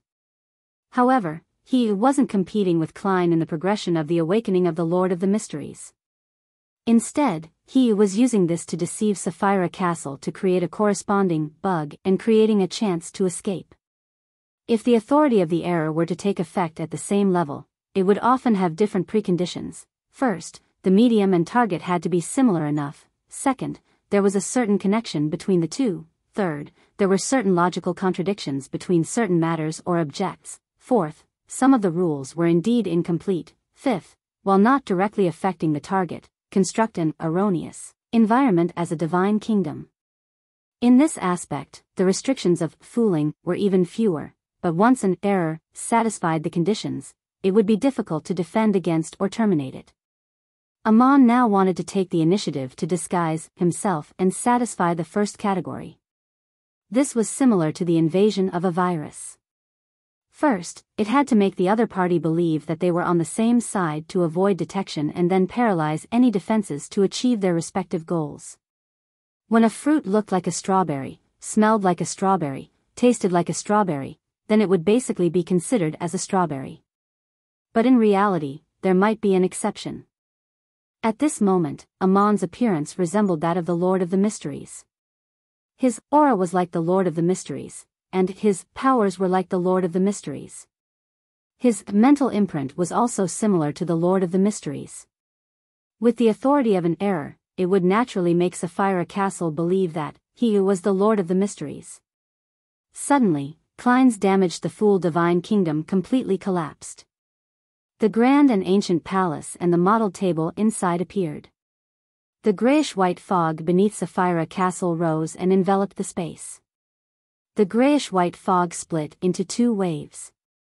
They clashed fiercely in a particular spot, producing vortexes one after another. They tore open a gap that led to reality. The power of Sapphira Castle was at odds with itself in this second. It was as though it didn't know which Lord of the Mysteries to obey. Amon's figure immediately vanished, using Dor's authority to rush out of Sapphira Castle. Just as he touched the edge, his body paused before being sent flying backward. At the fool's seat, the corners of Klein's lips curled up as he sat there. His glabella and the strange door of light around him became more obvious, as though they were corporeal. This released an immense convergence force that reached an unimaginable level. It was like an invisible hand that pulled Amon back. Amon's body suddenly split apart, transforming into countless selves. And in front of every Amon, an illusory astral door appeared. Silently, the astral doors opened at the same time, but in the endless darkness behind the doors, slippery and sinister tentacles appeared, blocking Amon's escape. At the tip of the tentacles, resplendent starlight lit up as they instantly enveloped the almonds. The almonds couldn't help but gather together, turning into a conceptual cluster. These concepts included but weren't limited to pointed hats, classical black robes, monocles, fate, time, keys, doors, bugs, and Trojan horses. Klein slowly stood up and smiled at the conceptualized Amon, who was now in a passive state. You can also awaken the Lord of the Mysteries as will further, but this is different from death. It'll definitely affect the body at Adam's side. A conceptualized Amon rapidly gained a physical form. He relied on the door authority to escape from his current state. The corners of his mouth curled into a smile, but he didn't respond to Klein. He seized this opportunity to use the error authority to deceive, using an avatar outside that he had prepared ahead of time. It could be used to replace him and swap places with him. This was similar to the swapping of marionettes in the seer domain, but at this level, the principles were different. It wouldn't be affected in most situations. However, Amon still failed. He realized that his error authority had been forcefully suppressed. As Klein slowly got up, more slippery and sinister tentacles appeared around him. The smile on his face became more exaggerated. Right on the heels of that, Amon's eyes glazed over and the smile on his face froze as the crystal monocle lost its luster. At the same time, the cold, bizarre mask on Klein's face squirmed. The blind stupidity effect. In the next second, he grafted himself to a certain concept in the cosmos, and he used his authority to influence the corresponding environment. The surrounding slippery tentacles aimed at Amon, like revolvers. In Amon's eyes that were still glazed over, a supernova exploded. An unimaginable sea of scorching light surged out, shattering his monocle and drowning his body. Chapter 1387 Method behind the endless curtain of darkness, in the darkness with aqueous light ebbing gently. A young man with black hair, black eyes, a broad forehead, and a thin face suddenly sat up as though he had experienced a nightmare. Dressed in a classic black robe, he stretched out his right hand, attempting to take out a crystal monocle from the void and wear it over his right eye. But this time, he didn't obtain anything. His right hand paused in midair for 2 seconds before he retracted it and pinched the right eye rim. At this moment, he heard a gentle but emotionless voice. To him, there's something more important than life. To you, apart from yourself, there's nothing worth caring about. When the matter develops to a point where one's life is put on the line, it would imply your loss.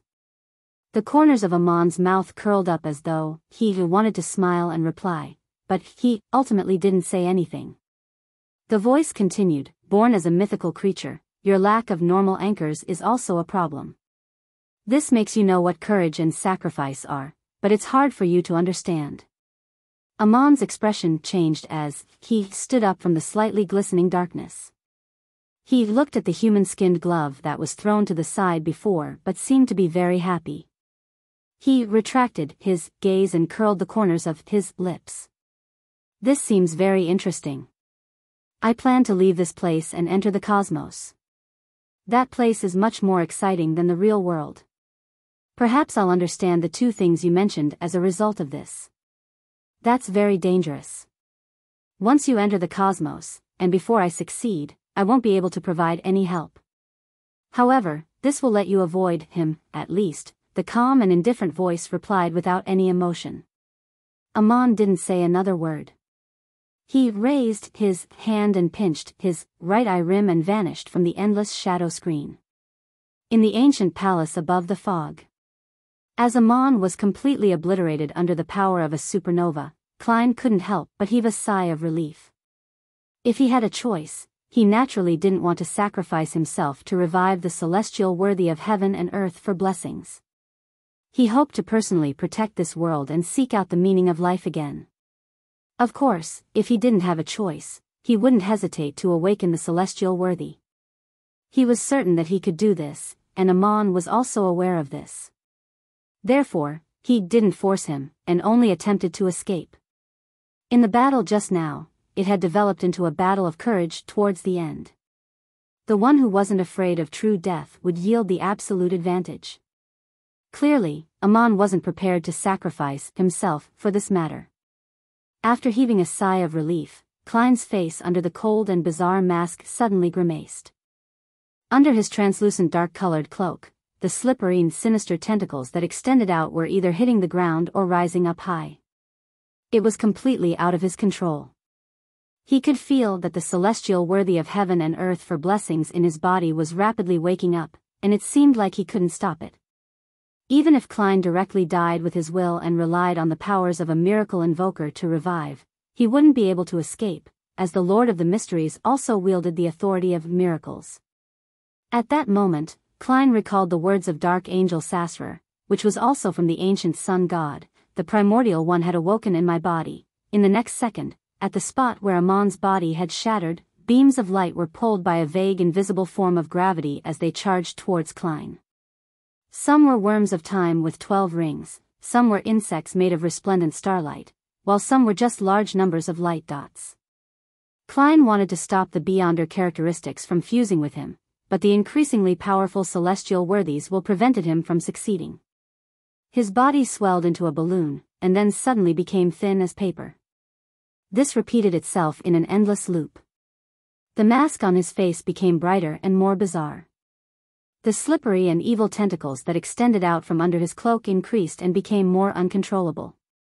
One worm of time Beyonder characteristic, one key of star Beyonder characteristic, and one.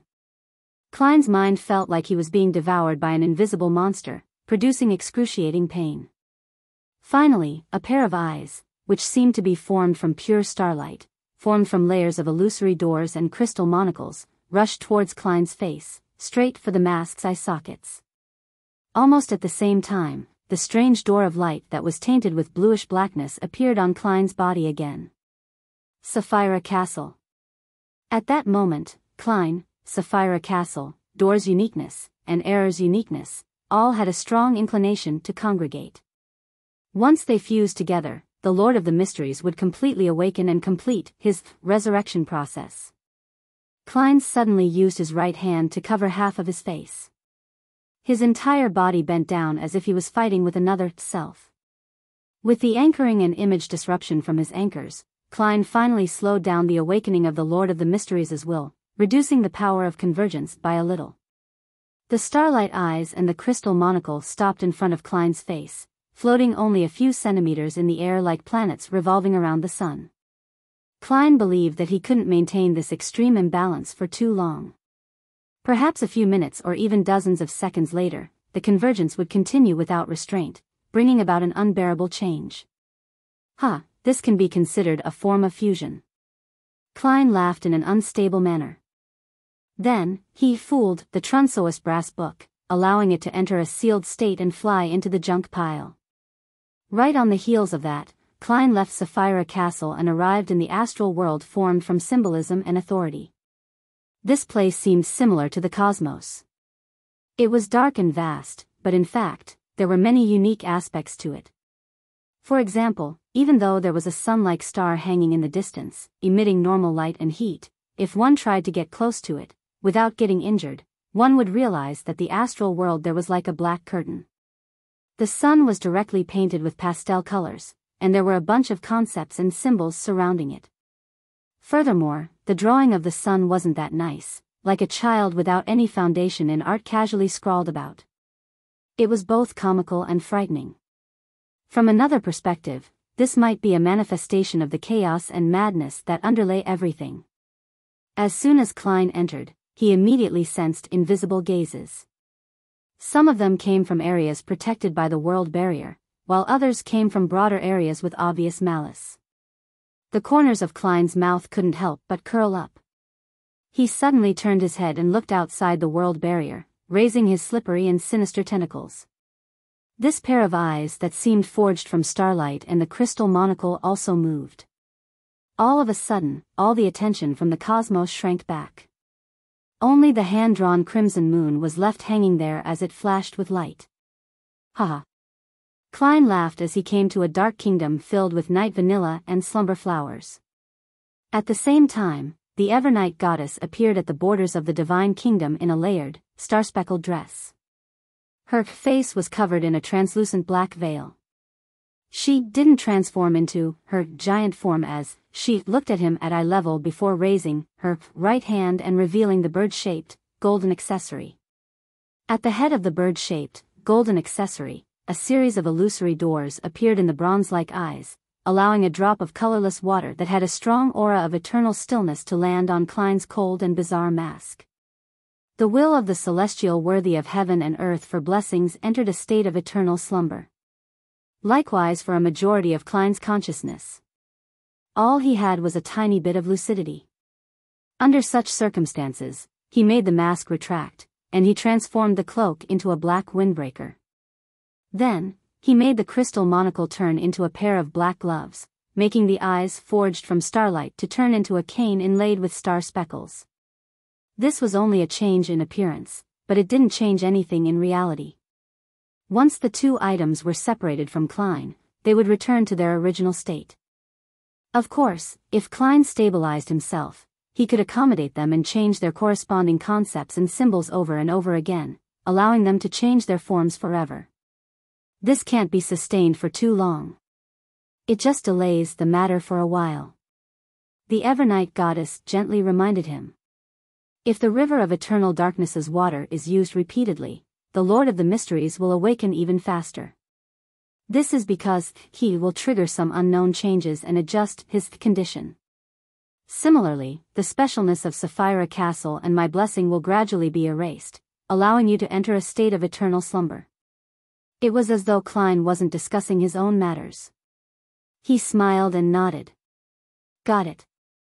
The Evernight goddess said in a tone that seemed to be comforting Klein's psyche. Regarding this matter, the method Amon used, and the actions he did had exceeded my expectations. He is indeed the true god of deceit. It's not that you have no chance at all in what comes next. You can first try to completely control Sapphira Castle and pull the will of the Lord of the Mysteries to enter a state of eternal slumber. In the dream, you can resist and fuse with him. I can bless you, but the most important thing is still left to you. Becoming a great old one doesn't have any rituals involved. No ritual can change the awakening of the primordial one's will, but but the ancient sun god believes that the order to accommodate them can increase one's self-awareness to a certain extent, increasing the success rate of the matter. First become a sequence 0 of a pathway, then control and fuse with the Sapphira. Only then do you accommodate the other uniquenesses. That's the best order. Become a dual pathway true god and then controlling and fusing with the Sapphira is an order that isn't good or bad. Only fusing with the Sapphira at the final step will be the worst choice. Klein smiled and said, "That's a good idea. As long as one wakes up, a Lord of the Mysteries will be born. This might be him or me." Yes, after completely controlling Sapphira Castle and entering a state of eternal slumber, I should be able to weaken the seal of the Western continent, creating a weak spot that allows one to enter and exit. The Evernight goddess didn't say a word when she heard Klein's words. Klein continued smiling. "This is my choice. I had anticipated this day a long time ago. I will finally face him." Chapter 1388. A sudden gathering. The Evernight goddess nodded and didn't say anything else. She reached out her palm and grabbed a corner of the void and tugged lightly. A thin layer of a night curtain gently floated down, covering Klein's body as it silently seeped in. Klein silently took in the blessings from the dream for 2 seconds. He pressed his hand to his chest and bowed. He took 2 steps back and left the astral world. The Evernight goddess stood at the borders of the divine kingdom as she watched him leave. In the next second, Klein landed in the projection of the giant king's court in the ruins of the Battle of Gods. Then, like a mon, he walked to the edge of the grayish-blue door and raised his hand to create a blue illusory door. Through the door, Klein entered the forsaken land of the gods. Following the guidance of fate, he wandered straight to the peak of a mountain range. There was a huge crucifix erected there, one covered with a faint shadow. Klein stared at the shadow for a few seconds before sighing slightly. He bent down and picked up an ancient silver mirror that was placed near the huge cross. Then, he turned around and vanished from the forsaken land of the gods. At the same time, the Worms of Spirit, who didn't need to be on duty in Sapphira Castle, informed him of Queen Mystic's current location. Klein raised his hand and took out the magic wishing lamp from the junk pile. Using the ownership connection between it and Bernadette, he used another, wandering, to appear on a rather hidden island where Emerald City was. Bernadette was flipping through the latest album catalog from Intis. Just as she sensed something, she saw Gehrman Sparrow hand her the magic wishing lamp. "Thank you," Klein said in a very normal voice. Bernadette pursed her lips as though she wanted to say something, but at that moment, her eyes flashed as though she had seen something and prophesied something. Hence, she silently reached out and took the magic wishing lamp. Klein then took out a metal cigar case that had signs of corrosion on its surface. "This is your payment." Even without the eye of mystery prying, Bernadette could sense that the iron cigar case was extraordinary. She could roughly guess what kind of corrosion had happened to it. However, she didn't choose to accept it because of that reason, but she suddenly felt that she had no reason to reject it. She hesitated for a moment before taking the iron cigar case. If he was still in a rather crazy state like before, Klein definitely would have smiled and said in an exaggerated manner the moment Bernadette hesitated, "This is a gift from Uncle. Take it." But now, he was only left with that last bit of lucidity. He had to put in a lot of effort to prevent himself from falling asleep and not having the impulse to act like a clown. After leaving Bernadette's Emerald City, Klein seized the opportunity to wander to Backlund, to Dr. Aaron Sirius's home. Will Septon, who was sitting in a pile of toys, raised his head and looked at Dwayne Dantes in front of him. His tears suddenly streamed down as he choked. "I finally feel the opportunity."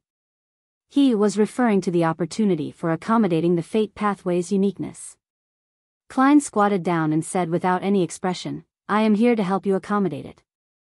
I'll steal your childhood and youth and allow you to instantly grow up.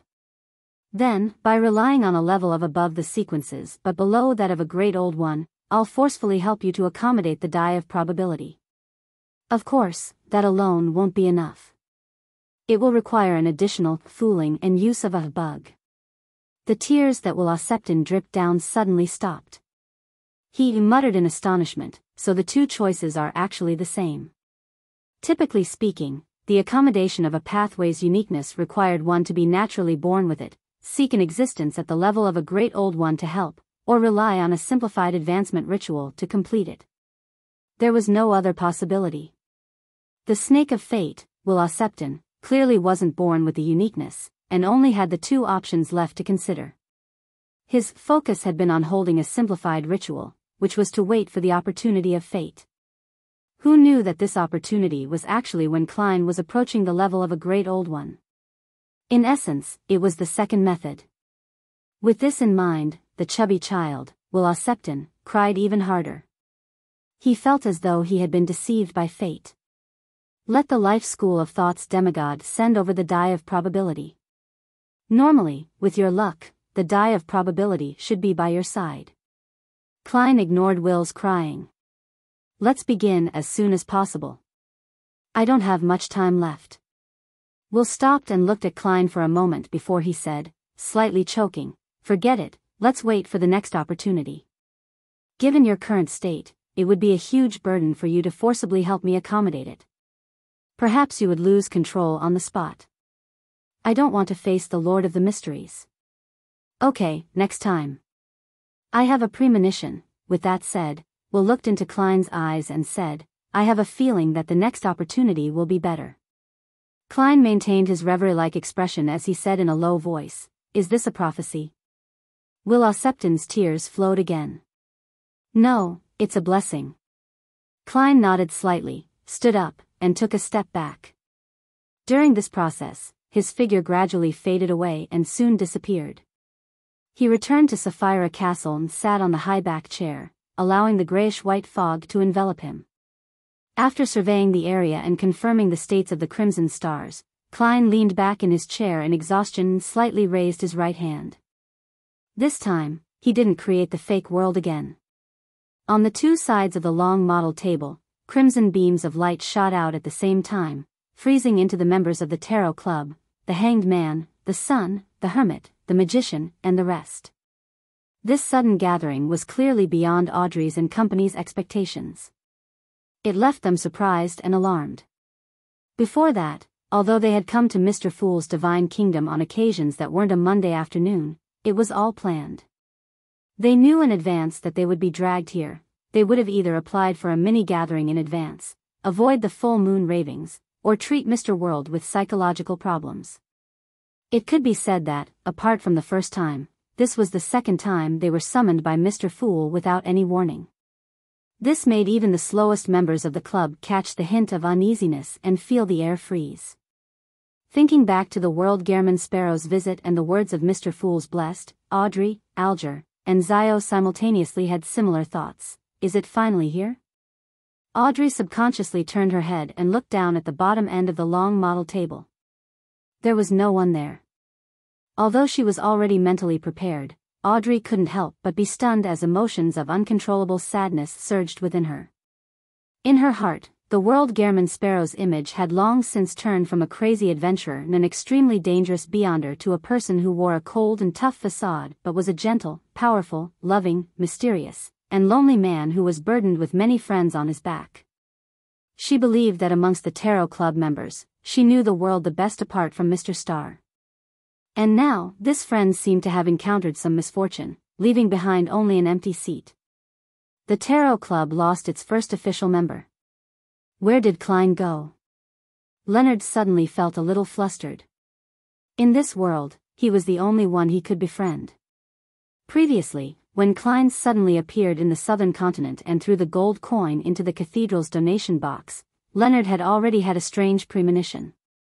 He had the feeling that Klein was about to receive the judgment of fate and was bidding farewell to the past. This was the same as the time back in Tingen when they decided to step out together and face Megos. Old man's recent silence has been a little bizarre. Could something really have happened to Klein? With Mr. Fool's level and status, as long as there's a chance, he should be able to be saved. Leonard's heart tightened as he suddenly turned his body and cast his gaze at Mr. Fool at the top end of the long model table. This mighty existence was still enveloped by the grayish-white fog, preventing others from seeing his condition. At this moment, Emlyn, Katlia, and Derek also discovered Mr. World's absence. Coupled with the suddenness of this gathering, they were both shocked and puzzled. They didn't know what had happened, but their instincts told them that it wasn't a good thing. As a clairvoyant who had recently advanced, Katlia even felt that there was a certain problem with Mr. Fool. Mr. World isn't here. Xiao had previously mentioned that Mr. Fool and his few blessed were about to face a major challenge, and it's very likely that they would suffer a bad fate. Furs was also somewhat alarmed, inevitably having a strong fear due to some unknown change. She had once thought that she would sigh in relief because of Mr. World's disappearance, but from the looks of it, it wasn't like that. Instead, she found her heart heavy and a little horrified. Only then did she realize that at some point in time, the world had become the pillar of support for the tarot club outside of Mr. Fool. It made everyone feel at ease when they saw him. Of course, some fear was unavoidable. As Justice Audrey and company turned around and looked at the top end of the long model table, Klein, who was already the real fool, said in a low voice, "This is a last-minute gathering. Mr. Fool is very exhausted." Audrey, who sensed this, felt her heart tighten. She looked around and stood up as usual.